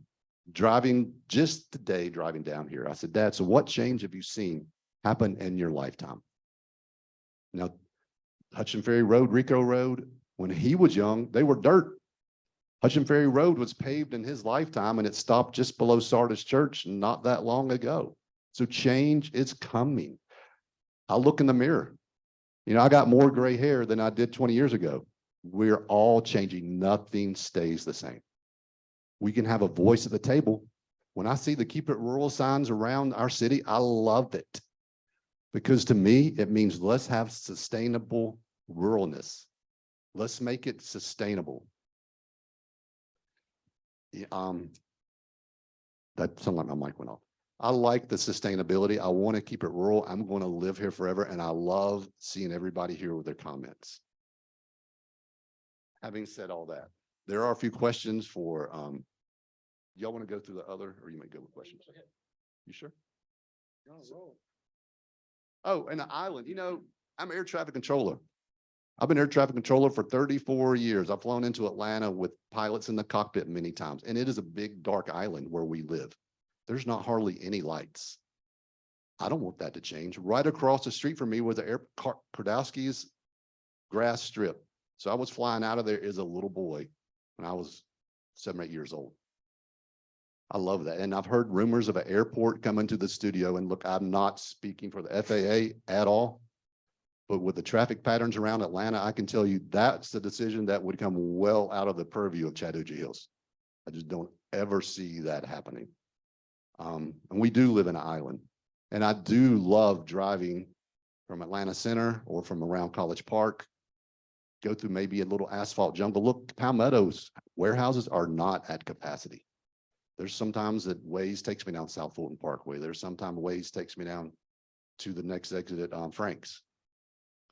They're not at capacity. That's going to change too. Traffic is a huge concern. That is an impact we're all going to deal with.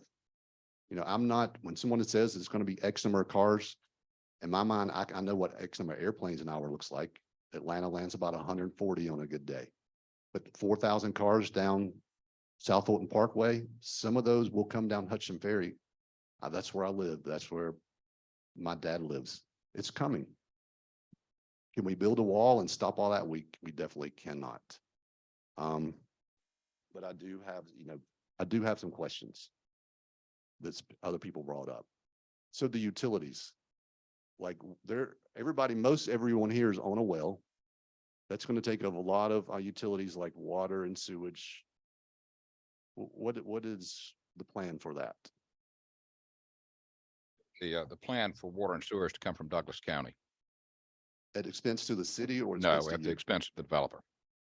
So, and my understanding is utilities won't cost the city. Will not cost the city, correct?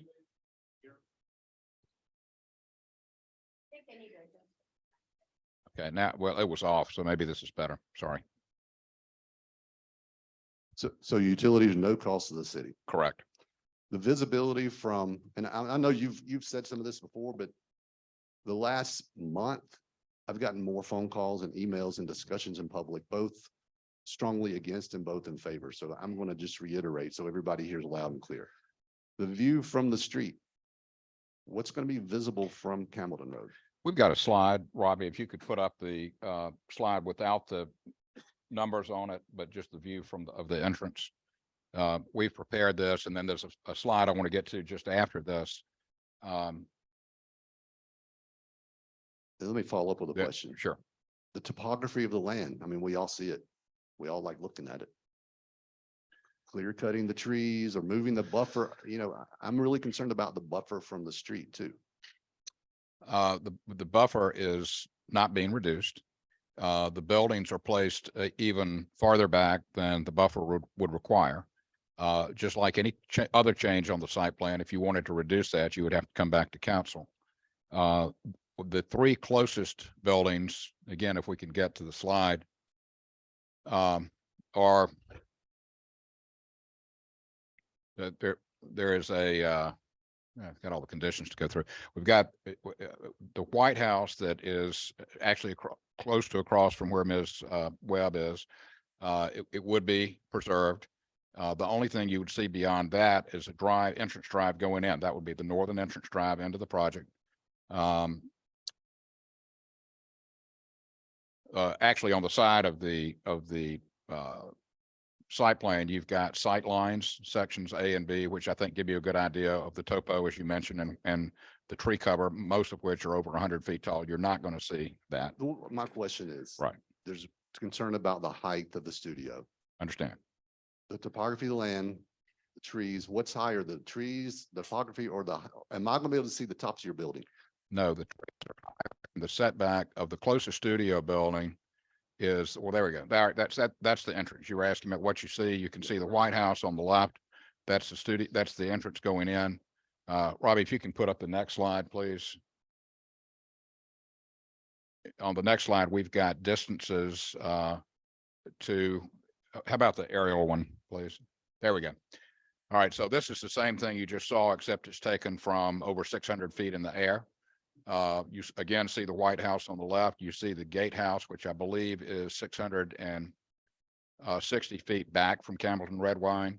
The mail center, which is on the right, is, I have it written down earlier, but it's again substantially back, and the closest studio is over a quarter mile back from the road. And again, you see the tree cover. You're aware of the topography. No, you're not going to see that from Campbellton Red Wine. You've got to be up in a helicopter, as in this view, to see them. Well, that's important. I mean, I think we all, that fits the vision of the city. I don't want to see it. The intersections, those are what I understand. Those are going to have to phase in. If there's deadlines, then you're required to fit all the bill for that. Is that right? That's correct. In fact, I mentioned condition 23C earlier that Mike had prepared. We are, since they're both state roads, Campbellton Red Wine and South Fulton Parkway, we're at GDOT's mercy in terms of some of their timing, but that condition says, given applicants the estimated phase build out, and then it goes on to say that improvements at certain intersections would have to be made, and the owner agrees to fund 100% of the cost of these intermediate operational improvements. Where would there be roundabouts? It would be there would be roundabouts on South Fulton Parkway. I think, Chad, you can correct me, at almost any of the intersections along South Fulton, including Campbellton Red Wine and South Fulton. So Again, South this is a Fulton, GDOT plan. So South Fulton and 70, Yes, and there's Rico and Parkway. Yeah, Chad Upple, Southeastern Engineering, 417 Sylvan Way. So you said there's a Rico Road, Rico, Highway 70 Cochrane and South Fulton Parkway. and Cochrane, And then in Douglas County, there's Shell right? and 166. And to me, people hear roundabouts. I don't know who would answer this, maybe GDOT.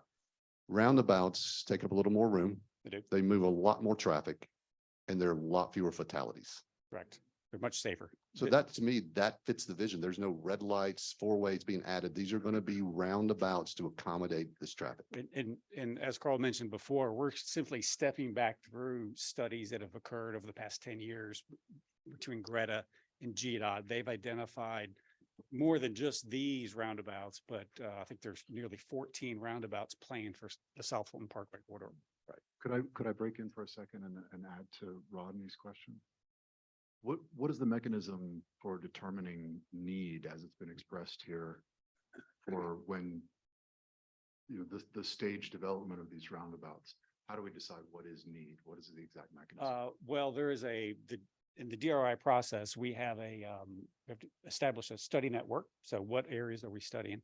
And then the GDOT has an ICE analysis that we have to follow. And that analysis determines the need for the type of intersection control. It's an intersection control evaluation is what it stands for. So those improvements come out of that analysis, which is part of the DRI process we've gone through. So what triggers that analysis as stages go on, as time goes on, as traffic increases? And I think I can answer this another way. What we've agreed to is we cannot go out as a developer and build these roundabouts because they require right of way. We cannot go condemn. So what we've agreed to for the city, completely funded by the developer, is to program these, go to GDOT and get federal money. GDOT can build these. So what we did is we're going to provide, and what GDOT requires for programming is the ice analysis we've already done for the most part, cost estimate, a rough order of magnitude cost estimate, and some schematic designs. And then we take that and we start the GDOT application process for federal funding. But what triggers the problem? At what point does traffic become significant enough that it engages with the reanalysis? It's going to be started right away. It's triggered by, if we were not to develop, and Chris Max can correct me if I'm wrong, but if we were not to develop, these roundabouts would be triggered by traffic within 5 to 7 years without Kane Studios. Kane Studio, what we've looked at is comes in phases. Phase 1 will trigger the need for a roundabout at South Fulton Parkway and Campbellton Red One. And then you have to look at the study, and it's these improvements come in phases. And we can certainly get that document to you guys. So with the DRI study, which is, I'm so glad that happened. That was part of GDOT, ARC, and what other, another, people that are smarter Greta. than me to study the traffic. Greta, yeah. So when you come out of the studio, what percentage is going to go north toward the Parkway versus south toward Noonan? 95% go north towards the Parkway. Okay. And once you get to the Parkway, you go straight, right, or left? 60% go right, 40% go left. Okay, there's a traffic engineer.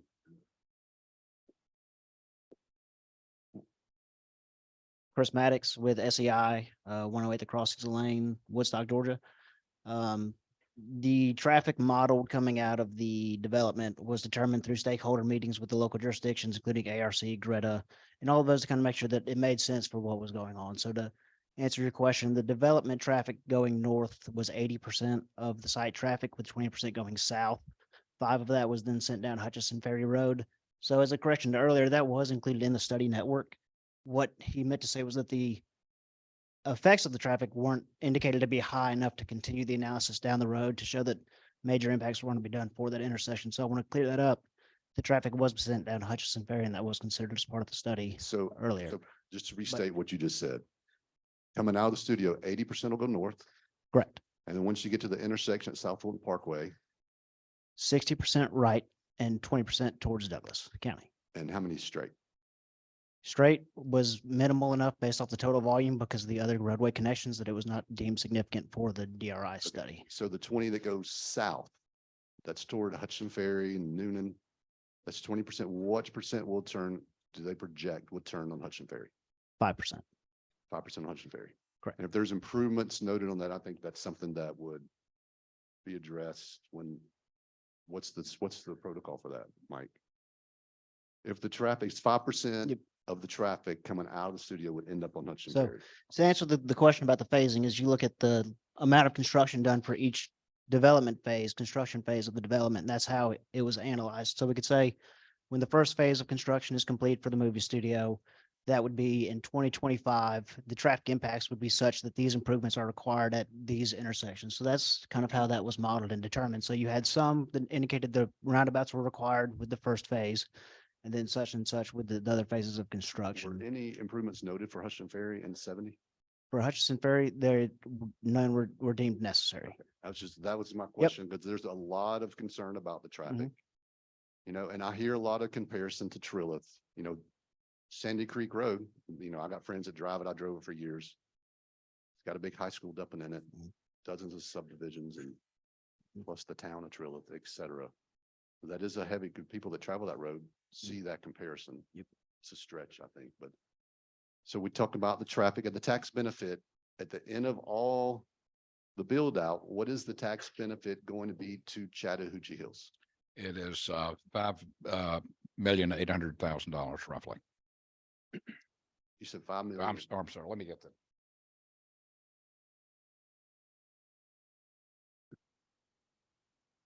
Too many numbers here.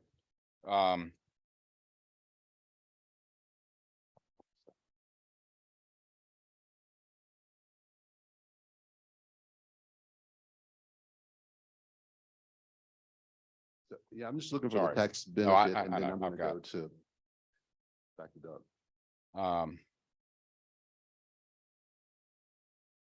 Total is $5,982,797 at full build out. And as I explained earlier, it goes up incrementally. There's an increase from the 7,800 that you got this year to 134,000 before anything is built. And that's not hotel tax. That's That's ad valorem property tax based on the millage rate that you have today. okay. Thank you for that. Sorry. Could I, traffic engineer, I'm sorry, your name. Chris, I'm sorry. Has there been any analysis of the impact of 80% of the traffic turning north or across traffic going up? Correct. So that was the identification for the needs of improvement in the DRI study. And that identified the needs for roundabout construction at the Capsbury intersection, Douglas, as well as the roundabout at State Route 70, Campbellton, Red Wine, Cochran, and Rico Road.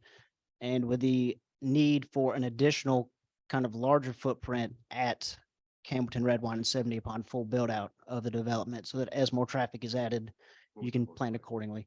That would look like the need for 2 lanes going through the roundabout on State Route 70 / Campbellton Red Wine east-west at the intersection with still single lanes. So your State Route 70 on the south side and Campbellton on the north side would still be single lane roads approaching the intersection. So So that photograph that we're looking at there, as 80% of that traffic comes out onto Kimball Red Wine Road and turns north. Mhm. Am I standing in a roundabout? What am I standing on? So What am I there, looking at? there are two intersections, driveways for the site, the northbound and the southbound one. The northbound one will require additional improvements to operate acceptably there upon full build out. That is stated that is stated as either a roundabout or a high T is the recommendation, at which point you separate the northbound through traffic from any of the side street traffic. So anyone turning left to exit the site does not have to conflict with traffic going northbound. So you essentially remove those two from each other. You can separate it with a small median or gore to remove them. So you don't have to have a delay for cars exiting to turn north for opposing northbound traffic. There may be a roundabout on Kimball Red Wine Road outside the city. That is a potential, yes. we're going to be able to ask as many questions about as anybody wants. Ms. Gallagher, is there any particular statement you would like to start out with? Observations?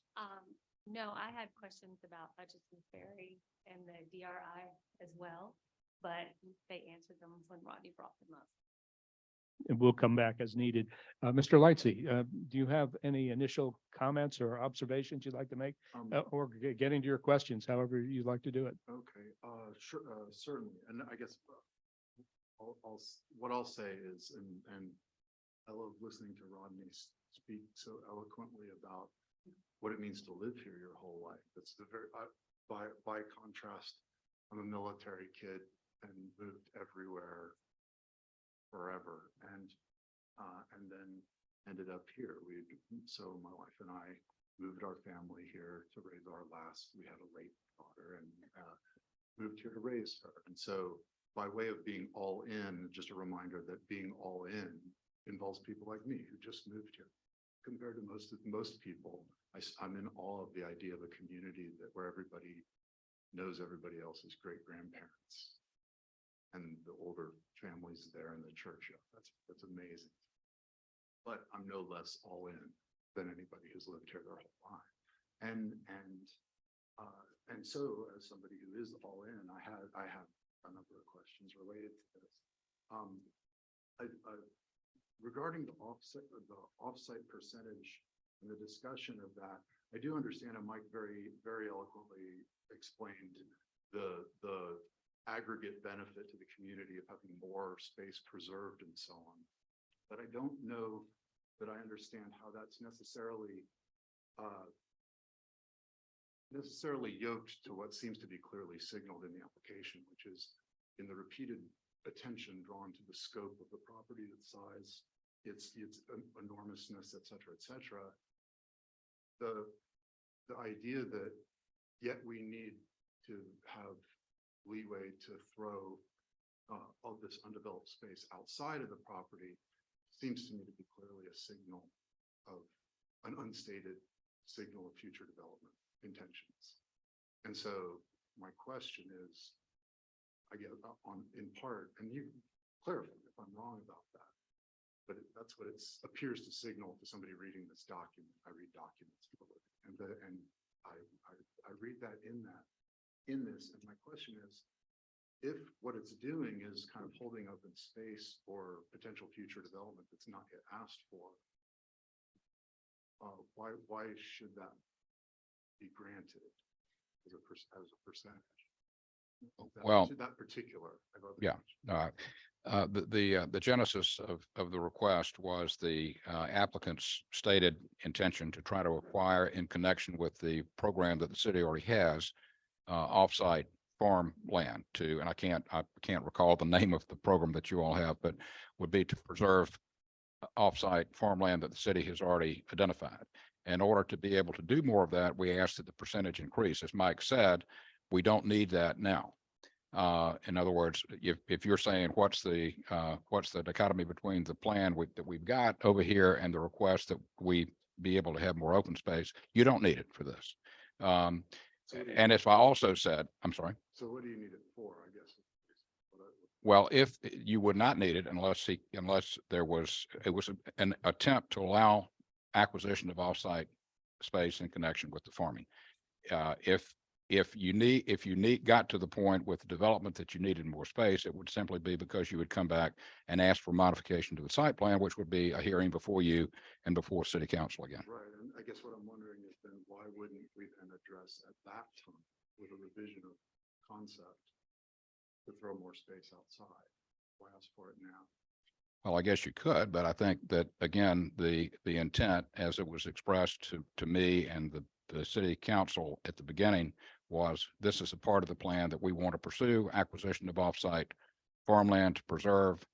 If we do that, do we get some benefit on site? So I don't know how to answer better than you. What is that benefit? Except Well, again, the benefit would allow more development on site, but again, it can't be allowed without coming back through this entire process. I get your point. You're saying if you don't need it now, why don't you? No, I mean, you're saying, well, if you don't need it now, why don't you wait until you need it to come back for us? Right. So you didn't answer that. You just explained what I asked. I'm just trying to understand. And I'm telling you, the only way that I can explain it is that it started out of an expressed intention of the applicant to be able to participate in this other program. Not that he needs it now to create. Look, if you have a problem with that aspect of I the don't have a application of the problem. I'm variance, just then trying to understand things I read. okay. Is the name of Yeah. that program the Agrarian Commons? Yes, it is. All Sorry. right. Thank you. And that's, it's not it actually doesn't exist at this point in the city, but it's something that is aspirational that the city has to try to pursue through Farmer D, I believe. Correct. And that is what has been discussed between the applicant and the mayor and Farmer D. as I So understand it. underlying, I think, and Scott, I don't mean to recharacterize your questions. I don't You need could to. probably do it but better than me. Is there some hidden agenda here for further development on this 1,600 acres? No, and matter of fact, the 5 phases, I think, that we've shown you on the phasing plan take this out quite a long way. I mean, there's nothing else that would be needed to be done here. Even to build houses, we'd have to come back, and we don't intend to do that. So no, there's no intent. We can't do more than what we've shown. And again, what we've shown, as you see from the phasing plan, will take quite a few years. What's the origin of the multi-use path along the road, along Campbell Road One? The city's request. Who, how, what's? I mean, the We understand that it is in that the city wanted a multi-use path to city specifications built along the entire frontage of the property along Campbellton Redwine. We've included that as a condition, and in fact included a condition that says that it's got to start when the southernmost entrance to the property is permitted. I could add to that. It's an extension of the dirty sheets bike system is what it's intended to do. That's if you look at the trails, the bike trail system, it integrates quite well with it. If I can, to underline that, what does it connect to on either end, or is it supposed to? connect on either end? Well, on the south end, it would connect to the city park. On the north end, we run into, other property that we don't own, nor does the city own it. So until that is either redeveloped or the city decides to extend it, it stops at the northern terminus of our property on Campbellton Redwine. Oh, I have a question for the engineer. So the dirty sheet, is that to help connect Jones Ferry Yes. to Hamilton where the dirty sheet? Yes. Yes. I mean, the vision is to get to Chattahoochee through the city park, but we've extended along the entire property frontage. Should I continue? Oh, absolutely. Regarding noise, and I'm referring to page numbers on this PDF, not internal calculation. But noise is addressed on pages 12, 38, and 56. There's no specified standard for noise reduction, schedule, timing, or means of address.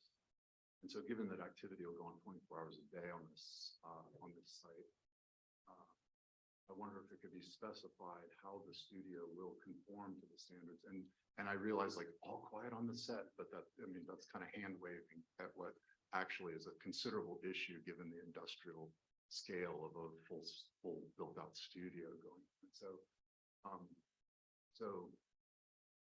how will noise be addressed? So that's a question. Let's go with that question before I pick up a related question. Well, you've addressed part of it. My understanding, and Taylor can respond as someone who's built a lot of studios better, but is that they are very self-contained. And one of the primary objectives of having a contained studio is to keep it quiet. Now, I assume that the concern that you're asking is what happens if there's some activity outside the studio, and how would that be? Stated repeatedly that they'll be filming around the site and so on. It could be, and you've got filming outside now and at quite a few locations in Chattahoochee Hills, so you've got some experience with that. Mike, I'll defer again back to you. We're not asking for any exceptions to construction hours, noise ordinance, dark sky ordinance, or anything like that.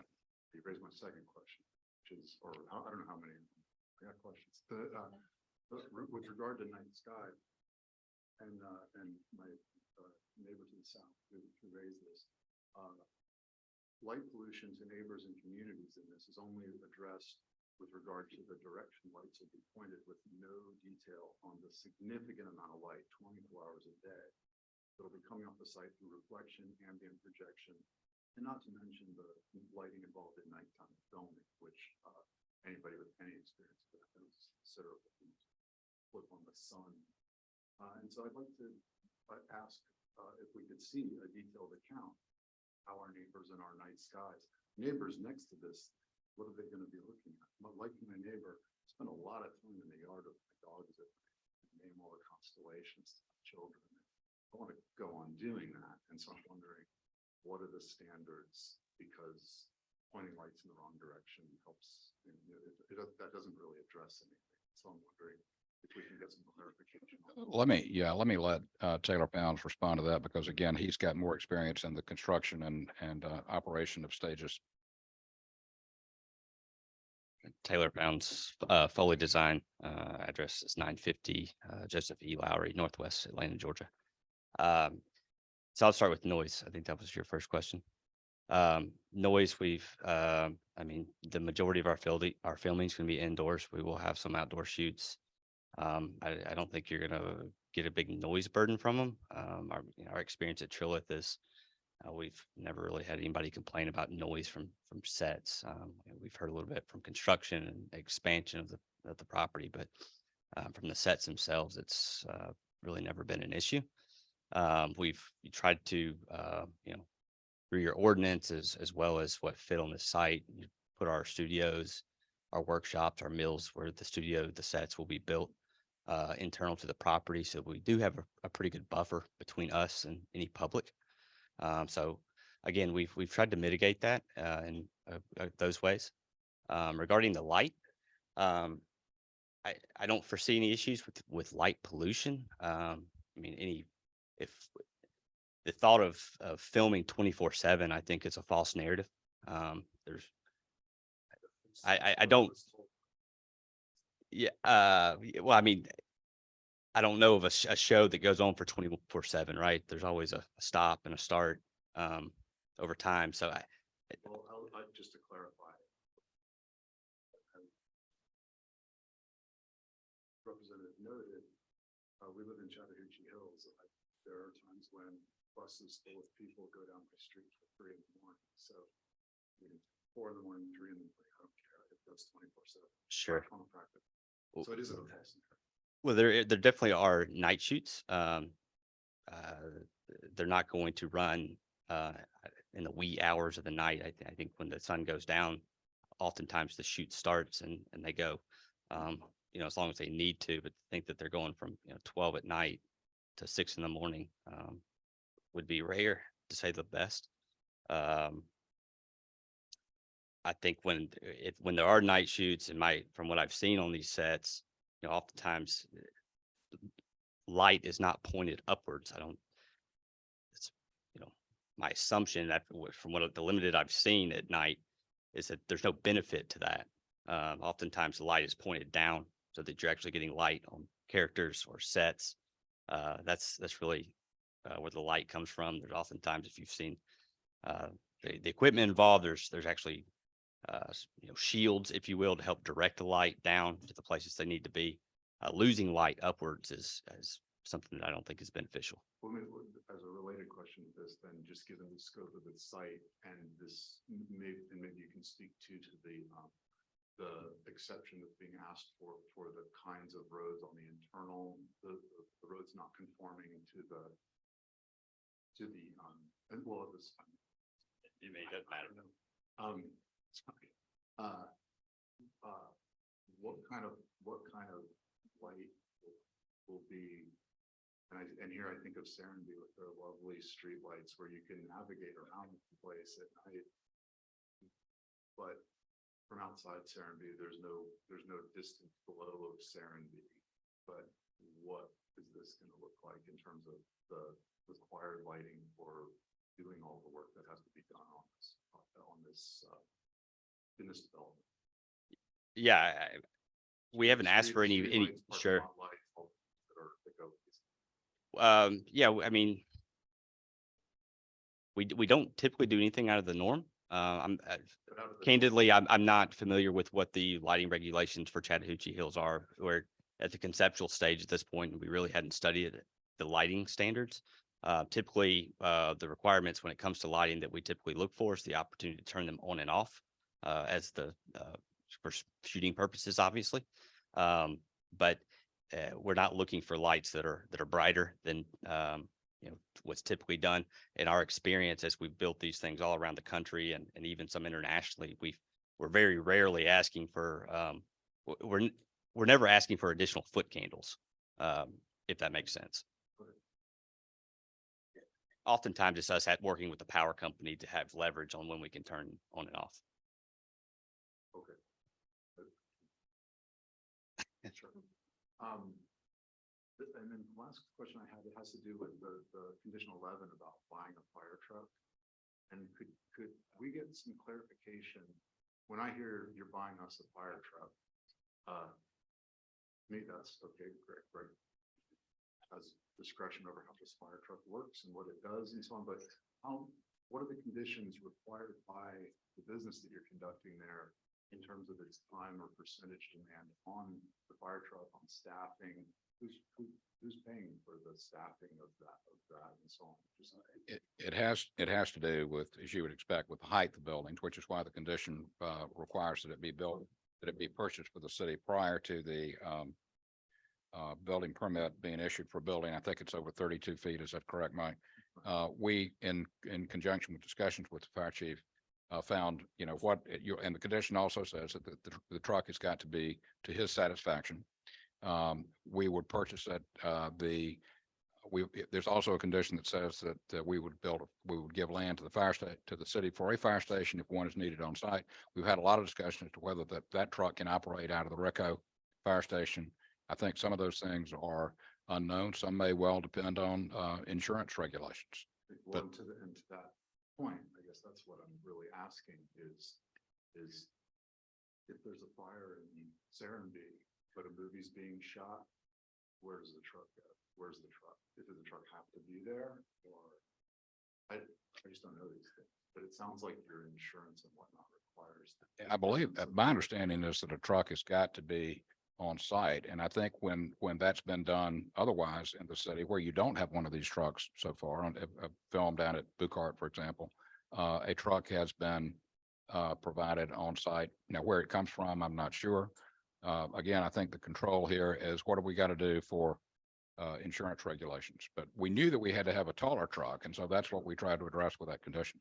It'd be nice to have clarification, exactly who, I mean, because on some level, it's easy to imagine based on reading the document that we're buying you a truck. Is you buying you a truck?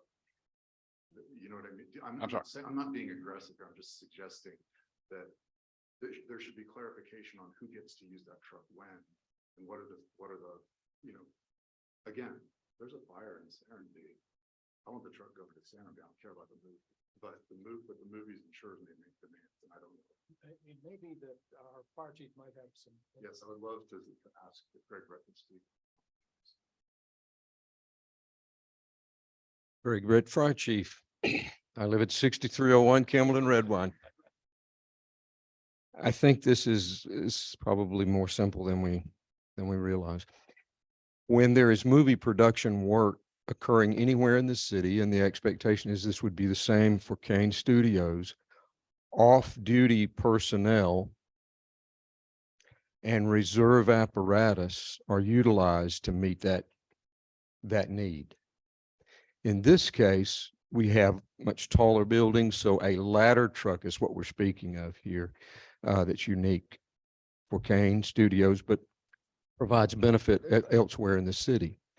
So it's my recommendation that this is the Chattahoochee Hills ladder truck, and it's utilized to provide the services anywhere in the city. And you have to understand the dynamics of fire response. And that would mean this, that if we had that fire in Serenity that required that ladder truck to move from there, we would, if they're in an active production mode, we would modify our response plan such that maybe a ladder truck would come from Palmetto or a ladder truck would come from Fairburn. And there's the discussion of a station and a ladder truck related to Serenity. So that is there as a possible other layer of security. But we're not, I have not understood this at all to mean that this is a resource to be exclusive to Kane Studios.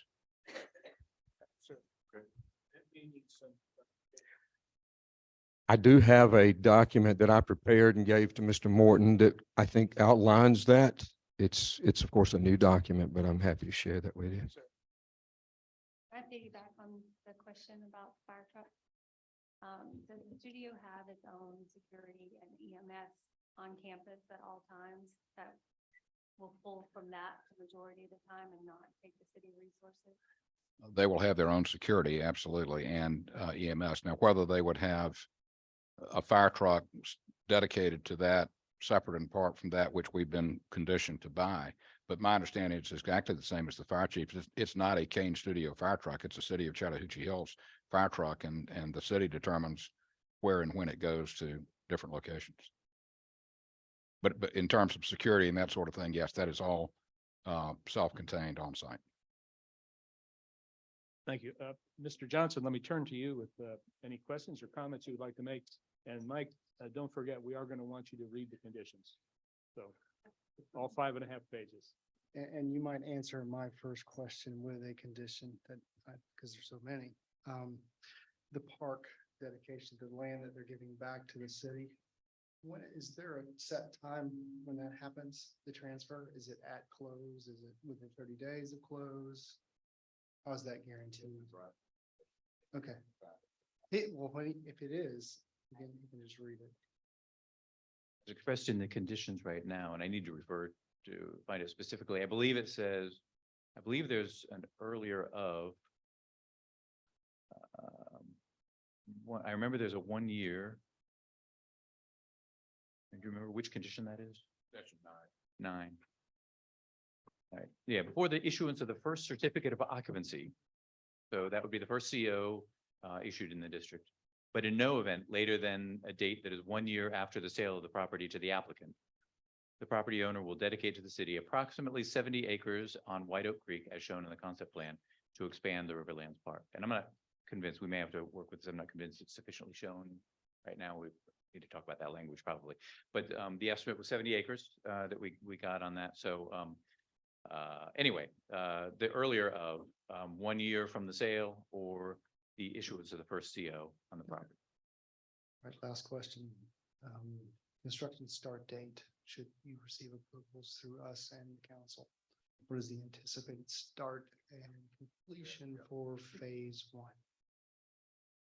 You reminded me, I'm already behind, Patrick. The minute, if it gets zoned, I'll be behind. I think we'll be in a position to submit engineering plans and get a permit within 6 months after a potential zoning. And the anticipated construction timeframe? I would say the utilities are going to take the longest. Infrastructure. Yeah. I would say that we won't have water and sewer on the property functioning. It takes about 2 years would be my best estimate right now. Okay, thank you.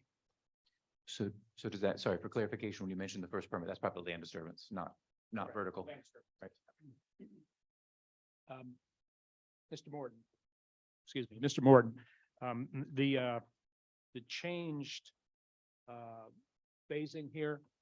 Can you explain what's changed on here? No. No, I actually haven't gone through it and made a one-to-one comparison. I wanted to make sure that since we have references to phases in the conditions, mostly really just related to the traffic improvements, that we had an understanding of what we were talking about. Sure. The site plan does have a box, an insert box that has timing for the phases. And if, as you study this, I think it would be helpful to make sure they have remained the same as well. Okay, right. You know what I'm talking about. The square, I do, the yellow box, the yellow box grid on there. So my understanding is, and maybe Taylor could confirm, this matches the numbers on the plan, right? The numbers on the plan, I understand to be the most recent, but we actually got this even more recent. Yeah, I think where the miscommunication came from was there were several slides within the application package that you guys have that was just a dated document, 7 or 8 of those. The phasing plan is one that matches what the rezoning application we filed in December 1st. Is that right? So it does match that. So nothing has changed. Thank you. I have a question, probably for the applicant's representative here. I'm not clear how many residences are planned on the site plan. I'm seeing a number of residences and I'm just not clear what the current thinking is on how many residences you're going to have on this site. Ms. Cloud, no residences in the sense that you would normally think of a residence being sold to a single family homeowner or rented as an apartment. There are a maximum of 25 that can be located, and you see the small blue boxes up on the north end of the plan because that number is controlled by your ordinance that says you can't have more than that access a gravel road, which is Jones Ferry. There are additional, and those, as I said earlier, are all for people working on the site and not likely to be occupied at the same time. There is additional housing interior to the site, and Taylor, you may have the better sense of how many units that is. I don't have it off the top of my head, but again, there are residences on site. The intent is for those to be occupied by people working on site. On the employee residences. Yes, exactly. Part of the reason I'm asking is there is a provision in one of the conditions that calls out 64 residences. And so I think we need to have an accurate number. I think that, Mike, that's where you picked that up. Is that correct? I picked it up from some of the application documents. So it listed 32 each of a couple of different kinds of residences, and that's where that. Yeah, I'm sorry, we can clarify that. But again, the number that I did know is the number of detached residents at the top at the north end of the property. I think it's important to know that To get the for that actual. condition. Mr. Lightsey?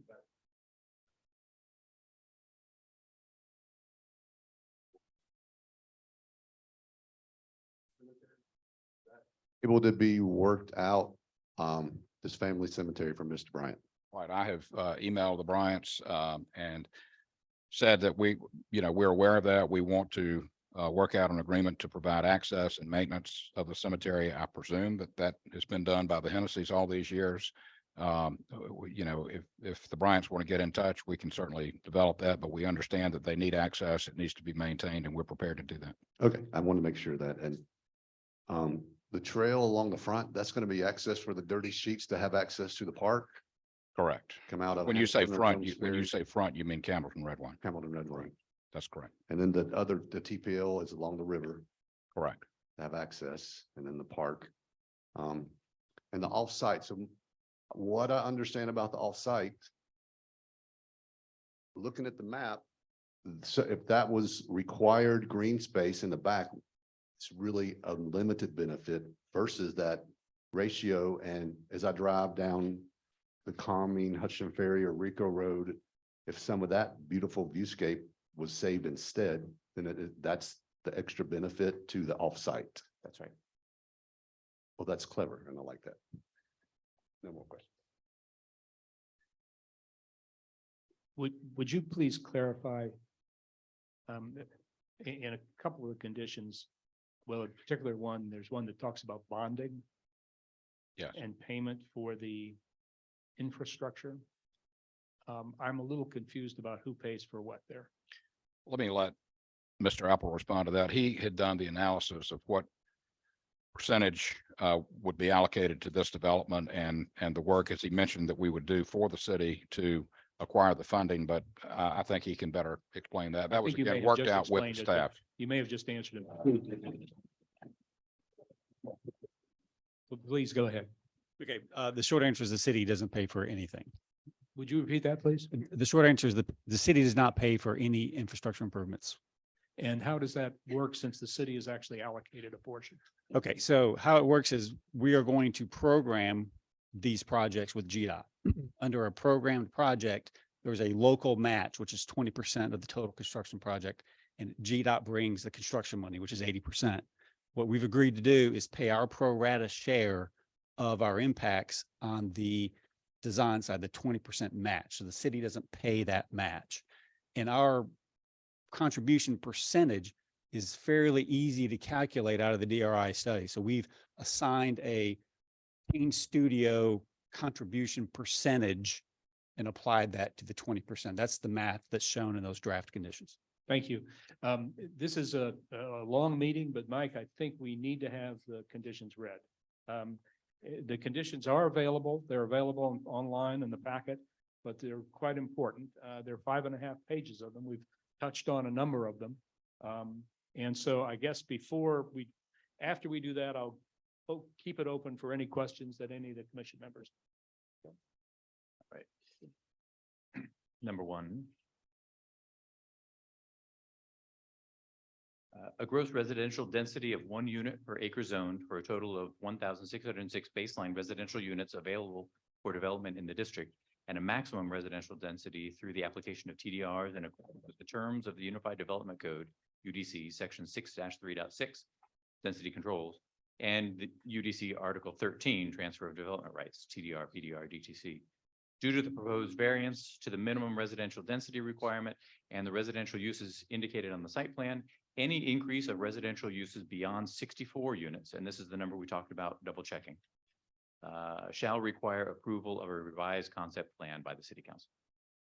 Number two, a gross non-residential density of 2,151 square feet per gross acre for a total of 3,454,300 square feet of non-residential development in the district. This is, of course, all the studio space and affiliated space. All the development, in fact. With number three, with approval of the proposed variance to UDC section 6-3.c, so this would not apply if that's not approved. A gross non-residential footprint of up to 100% of the developable land area of the district or 481.854 acres, which may be increased to 690.66 acres by providing sufficient off-site open space according to UDC section 5-6, or to a maximum of 1,003.863 acres if the proposed variance to UDC section 5-6G is approved. Off-site open space is to be considered sufficient only if it maintains the 65% open space requirement for the entire development, including both the district and the off-site open space, unless otherwise approved by City Council. In order to maintain this ratio, an additional 2.6 acres must be protected off-site for every acre decrease in on-site open space. For the purpose of meeting this requirement and consistent with UDC section 5-6.b, 1 TDR or 1 DTC shall be equal to 1 acre of off-site open space. To the site plan, so that last sentence clarifies the question of, does a DTC get you an acre of additional development on site? No, you have to get 2.86 because it's equal to an acre of offsite, not an acre of onsite. To the site plan received, number 4, to the site plan received by the Department of Community Development on April 27th, 2023. That's the one we see over there.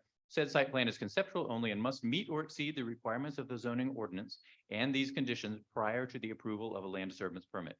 City Council may approve additional residential density under the existing entitlement through a concept plan revision. That's basically, that refers to all those residential units I mentioned in number 1, but they're limited otherwise to the 64 on the plan. That basically says the same thing. Number 5, the site plan submitted with the application will serve as the concept plan for the development. Any departure from the general concept will require council approval.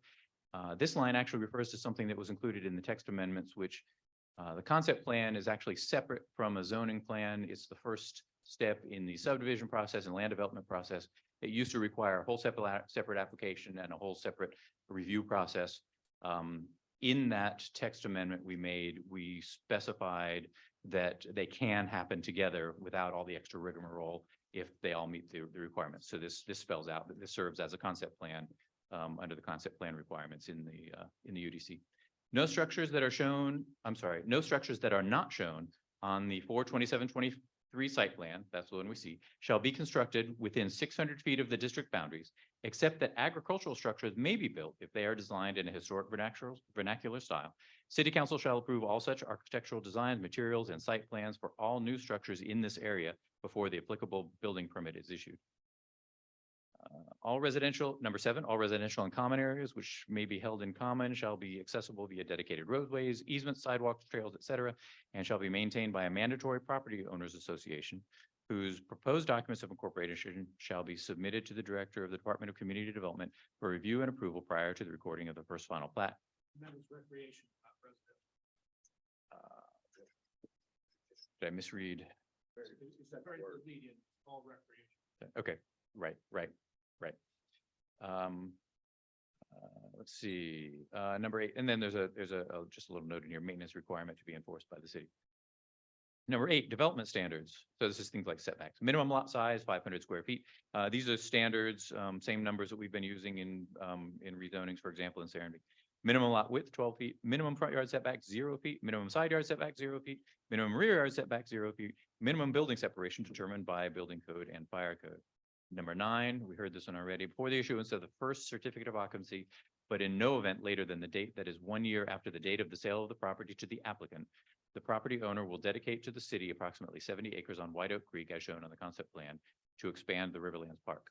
Number 10, for the issuance of the first building permit, but in no event later than the date that is 1 year after the sale of the property to the applicant, the property owner will dedicate to the city a continuous corridor along the Chattahoochee River no less than 20 feet wide and no less than 10 acres, connecting to the city's Riverlands Park to the south and terminating at the district boundary to the north for use as a segment of the Riverlands Trail. Number 11, before the issuance of the first building permit for a structure with a height greater than 32 feet, the property owner will donate to the city a fire truck suitable for fighting fires on the studio property as reasonably specified by the city's fire chief. Number 12, if requested by the city, there's a question here whether to say city council instead of city, just a language. The property owner will dedicate to the city a site for use as a fire station as reasonably specified by the city's fire chief. Number 13, before the issuance of the first building permit in the second studio pod, as indicated on the site plan, the property owner will fund the protection of questioning of how many acres. This will probably be changed. This is what we were talking about the preservation of offsite agricultural land. It will probably be combined with the ability to do the work offsite. So rather than having a timing mechanism, it will be tied to offsite preservation and probably a little bit looser language about the specificity of agricultural land. We know that's the intention, but there's still some question marks here. So this will probably get some changes before council approves, assuming council approves. The property owner will fund protection of some number of acres of offsite agricultural land or land identified by the city as appropriate, suitable, or preferred for agricultural use by conservation easement or affirmative agricultural easement as defined in the city's Unified Development Code. Such preserved acreage shall be credited toward any land protection required as offsite open space. Number 14, the owner will construct a multi-use trail generally following the main frontage of the project on Campbellton Red Wine Road. The trail shall be an all-weather surface with a minimum width of 10 feet. The trail shall be constructed with the issuance of the GDOT permit for the second entrance to the project on Campbellton Red Wine Road and be completed before the first certificate of occupancy is issued in the public-facing portion of the site or before the first certificate of occupancy on the 5th studio pod as indicated on the site plan. 15, if the sale of the property to the applicant does not close by the end of the current calendar year, or if no land development permits or building permits are issued on the project within 24 months of the rezoning, special use permit shall expire and the city council may review the project and consider a vote to revert the district zoning to RL Rural District or another district as deemed appropriate by the city council. This is authority they already have. It's sort of notice that they intend to review and consider a reversion. There's no such thing as an automatic zoning reversion, so city council has to act affirmatively to make that happen. The permitted capacity of the event center will be limited to 250 guests. Any event to exceed this limit will require a special event permit from the city. Just like any property owner in the city, they would be eligible, this is not spelled out, eligible for up to 8 special event permits a year. So it wouldn't be a huge number if they go over that. The proposed recycling, number 17, the proposed recycling center will recycle materials generated on the studio site within the district and will not be operated to process materials generated offsite or outside of the Rosebud district. Number 18, the curriculum of the proposed professional school will be focused on providing training for the movie and recording industries and associated arts and technologies. Number 19, historic preservation. This is another one that the applicant mentioned we need maybe a little more further attention on. A, the circa 1890 farmhouse and associated buildings and structures located at 7965 Campbellton Red Wine Road shall be preserved according to the Secretary of the Interior standards for the treatment of historic properties to retain the property's historic character. B, the circa 1940 farmhouse and associated buildings and structures located at 8255 Campbellton Red Wine Road shall be preserved according to the Secretary of the Interior standards for treatment of historic properties to retain the property's historic characters. C, if the owner desires to restore or rehabilitate any of the buildings or structures on the subject parcels, the work shall be complete to meet the Secretary of the Interior standards for the treatment of historic properties, standards for restoration or standards for rehabilitation. And D, all buildings and structures on the subject parcels that predate 1970 shall be documented by the City of Chattahoochee Hills Historic Commission. Number 20, residential uses shown on the northern portion of the property shall be limited to use by people engaged in production activity, including pre-production through post-production within the district. These residences may not be sold except in combination with the sale of studios and or production facilities in the district.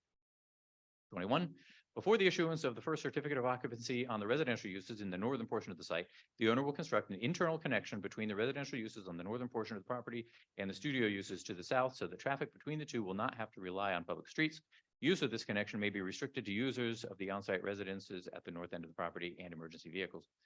Number 22, the entrance on Jones Ferry Road shall be controlled to ensure that it serves the adjacent residential uses only and does not allow entry to other studio traffic. Number 23, traffic improvements. All conditions of DRI 3929 approval in the Georgia Regional Transportation Authority, GRTA, notice of decision attachments A and B attached and incorporated here by reference. If over the course of the project, GRETA issues revised conditions, this zoning condition may be revised administratively to maintain consistency with the GRETA condition. All improvements are to be constructed in coordination with and to the standards of GDOT and the local jurisdiction. Implementation of these conditions is further detailed as follows. A, the applicant will provide assistance with the programming of 4 capital improvement projects identified in GRETA's April 14th, 2023 notice of decision for DRI 3921, Project Rosebud. These 4 projects are 1, State Road 166/Duncan Memorial Highway at Caps Ferry Road, single lane roundabout at the intersection. Number 2, State Road 70, South Fulton South Fulton Parkway at Campbellton Red Wine Road, single lane roundabout with additional space and right of way to accommodate a future multi-lane roundabout. Number 3, State Road 70 / South Fulton Parkway at Rico Road, single lane roundabout with additional space and right of way to accommodate a future multi-lane roundabout. Number 4, State Road 70 / South Fulton Parkway at Cochrane Mill Road, single lane roundabout with additional space and right of way to accommodate a future multi-lane roundabout. Letter B, before the issuance of the first land disturbance permit, the applicant will provide to the city a bond for a portion of the city's 20% match obligation created by programming these capital projects. The cumulative bonding obligation by the applicant will be calculated based on the percent impact of the applicant's project has on each of the 4 capital improvement projects as defined in the DRI. The percent impact on each project is summarized as follows: 17% for number 1 in the same order as before, 17%, 41%, 38%, 36%. The rough order of magnitude cost estimate developed during the programming phase, which is letter A above, shall serve as the basis for all bond calculations in this section.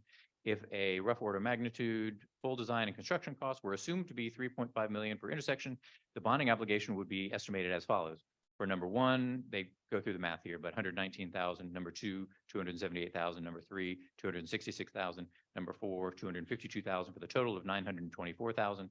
The city's performance bonds are to be issued at 125% of the estimated cost, yielding a bond amount of $1,155,000 in the example above. Irrespective of the bond amounts, the owner agrees to fully fund the actual costs associated with its portion of the city's obligation for the cost of the improvements. Given the letter C, given the applicant's estimated project phased build out over 6 years, 23 to 29, and the durations typically associated with the programming, design, and construction of GDOT capital improvement projects described within attachment A, intermediate operational roadway improvements are anticipated to be needed. The exact nature of these improvements are to be determined at LDP, that's a land disturbance permit, and are subject to existing GDOT right-of-way constraints and GDOT approval. The applicant agrees the following intersections will be evaluated for improvements. State Road 166, intersection number, the same 4 intersections. The owner agrees to fund 100% of the cost of these intermediate operational improvements. If you would hold up for a minute there. We have a total of 29 conditions. Thank you for reading what you have. I'm going to take a bit of a chair prerogative here, and I'm going to suggest that we don't read any more of them. They are online. Okay. You've hit a lot of the important ones. There's still important ones, but I would encourage everyone to, if as interested, to review those conditions. Unless there's a real objection to that, I would suggest we move on. We are at the 9 o'clock hour, so I think we do have still some additional business. At this point, I'll ask if any of the commission members have any further questions for the staff or for the applicant. If not, would someone like to make a motion? All the conditions, variances, special use permits, the rezoning of the property. Would you accept the slight amendment? I believe condition 13 is under review. 13, that's correct. And the applicant also mentioned 19, which is the historic preservation element. Since the uses of those buildings are not known, that may bear further discussion as So well. subject.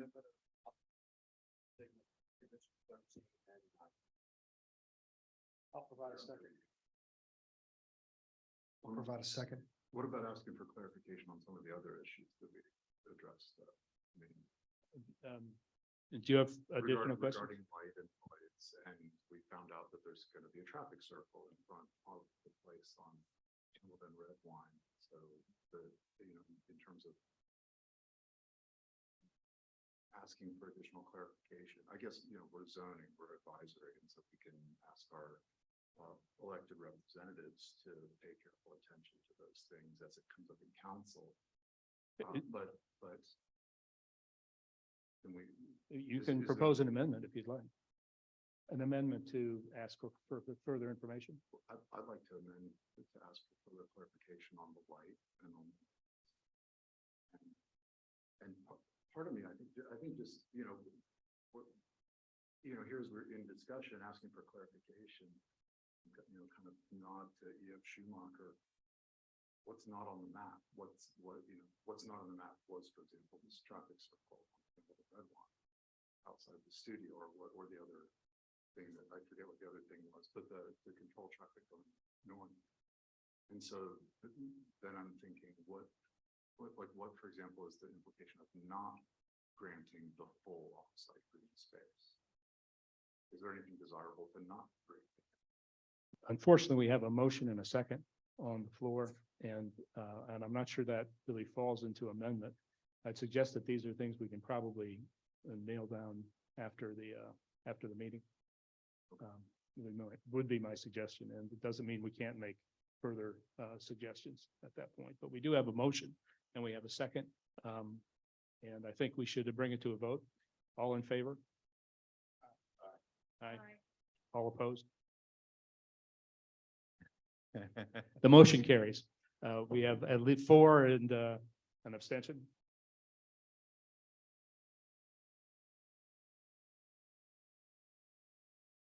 I would say.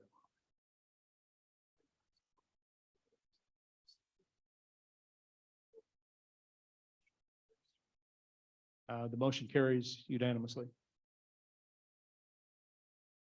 We have additional business. This is not a public hearing. This is a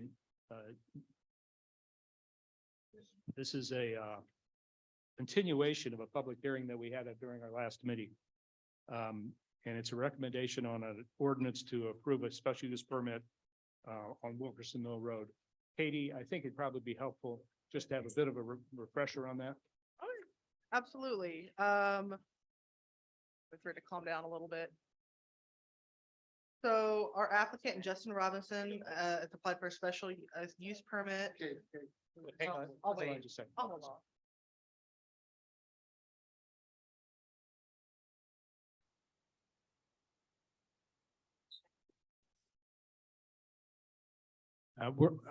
I think we've had a request to take a 2-minute break. 2-minute break. Bio break. Bio break.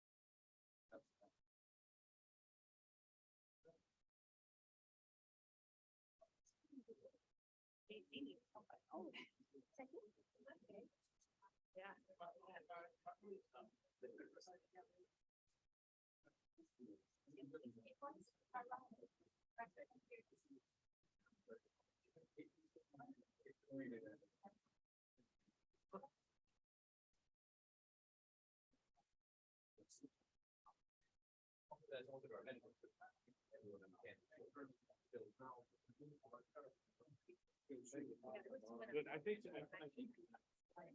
Well, that's okay. That was fine until I went up there and again, it's like, on that day.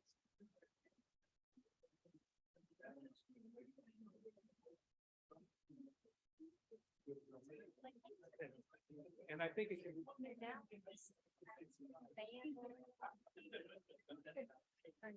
Okay.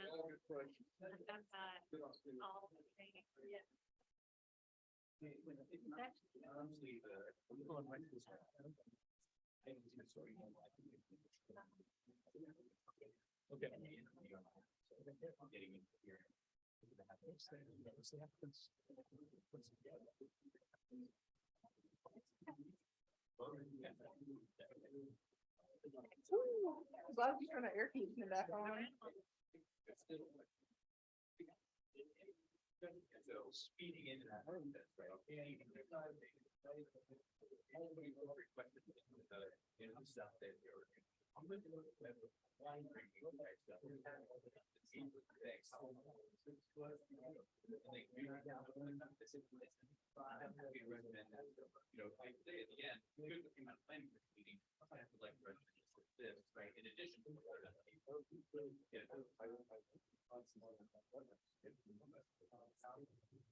All right, let's come back into order for the last piece of business.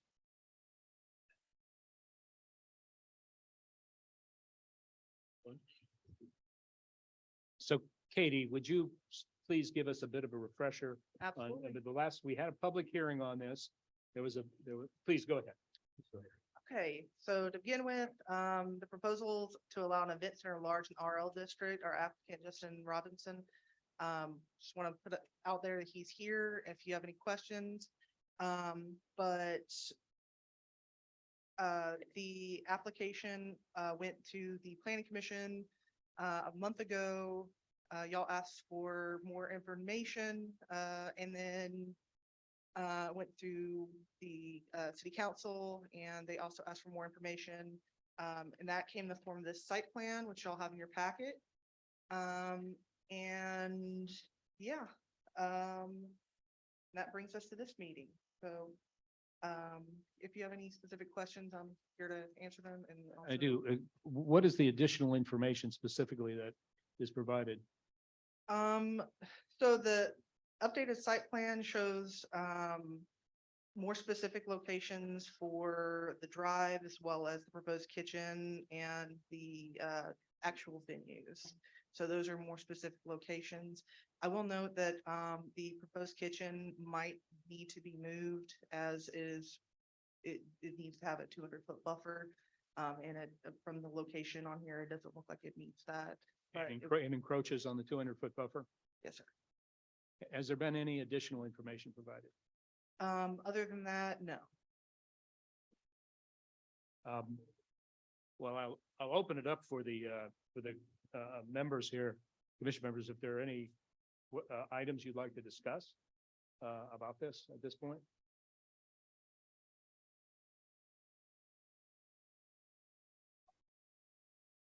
You go last.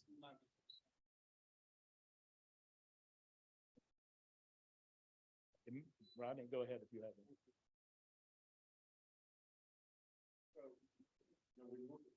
Yes, sir. No, he's just talking to the commission. And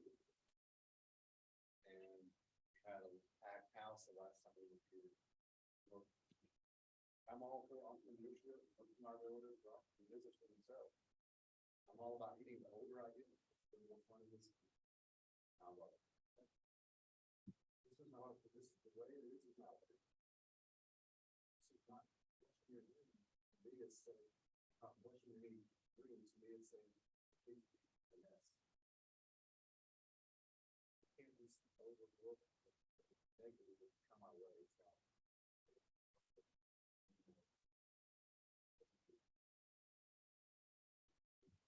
Somehow, the list needs to be not on all the residents county, but it's on all our cities.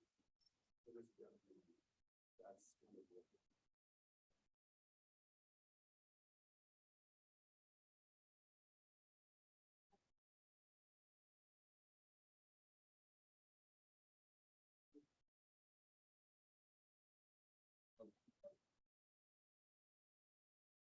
Hello, okay. I did listen in to everyone who spoke at the last meeting and I heard the neighbors loud and clear. And Chat Hills is so much about community that I also feel investment needs to be made in building those connections with the people who will be affected by your dreams, which I believe have something to add to the community, but at the time, I would question whether your plan is thorough.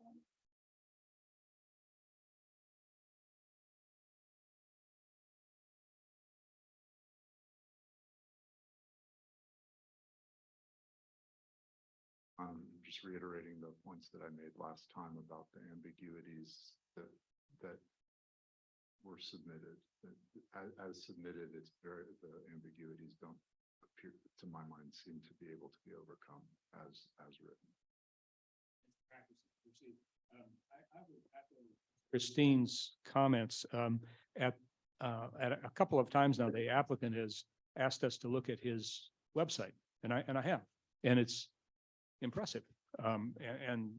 It's quite clear that the applicant has some substantial culinary skills, and I think you're right. I think that could work in the right context. I think it could be very helpful. The event center as planned, there was a comment I think we received. It definitely wouldn't just be necessarily weddings. It's other events as well. So it could be any kinds of events. I do note that there's some difference in the package about how many people. It starts on the first page, it says 50 to 100 maximum, and then it goes to 150. I also am personally troubled by, well, I don't think I've ever seen a frontage that splits the way it does with a resident right in the middle. And so to me, there hasn't been anything to address that situation. So it strikes me that there could be something here that could work, and it could work very nicely, but I don't think we've got it in front of us. I'm certainly not one to say what it should be, but if it were perhaps if it were limited to the culinary aspect of it, the schools, the agrarian training, and there were some accommodation made in some kind of way to address that very unique ingress egress. Well, maybe there is something there. I haven't taken a hard look, and I don't think I necessarily need to, but the pond that's back there, the lake that's back there, I don't know if it actually empties out to where it empties out or what it is connected to. If anything, I can't tell if it's connected to Cedar Creek or anything else there that would change buffer requirements. But and I don't think we've looked at what impacts there might be with the proximity of that kitchen to a lake. So it strikes me that there's something there that could work, and I think the skill set is there, but it's not this plan, I don't think, from my standpoint. So if there's any other discussion, if not, I will ask for a motion. Some of the questions and concerns that y'all have, I've addressed in that site plan, but it just may not be clear because I haven't had a chance to articulate that. Is that a possibility? Well, there really isn't an opportunity for that here, but I'll ask the commission if you'd like to hear.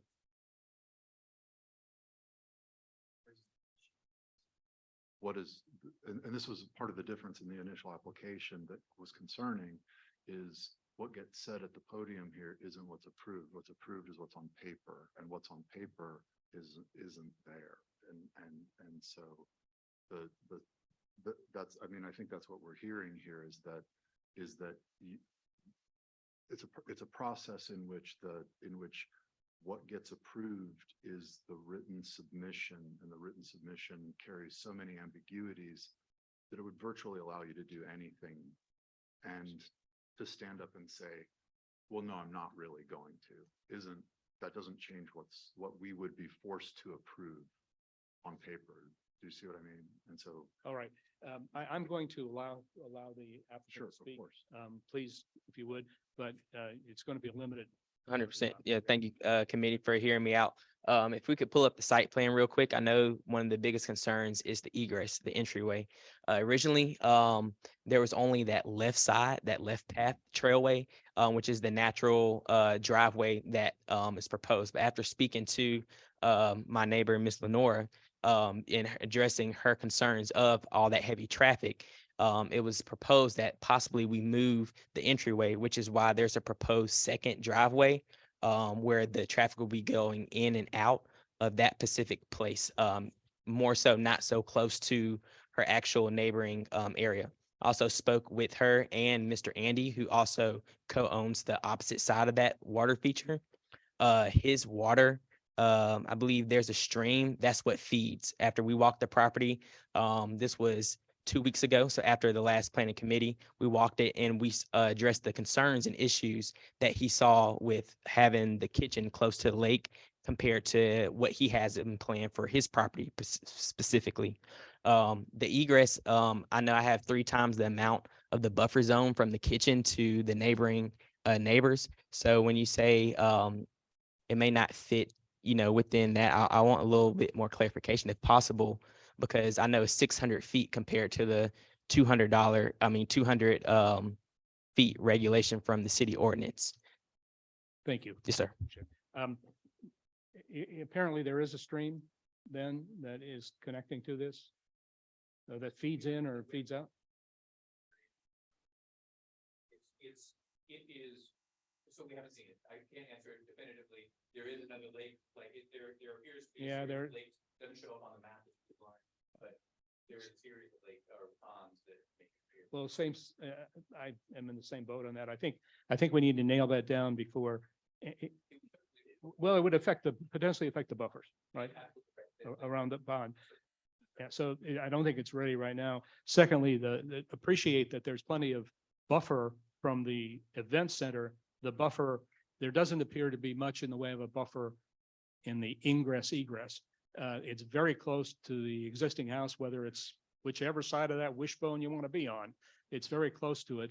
And I don't see any provision or any effort to try to buffer that in any way, shape or form. So I don't, we don't design those things. That's not what we do. But right now, I think from my standpoint, I appreciate the input, but I don't think these questions are sufficiently answered. Scott, to your point on in the plan that's been proposed. So I'm going to once again ask for a motion. We have one.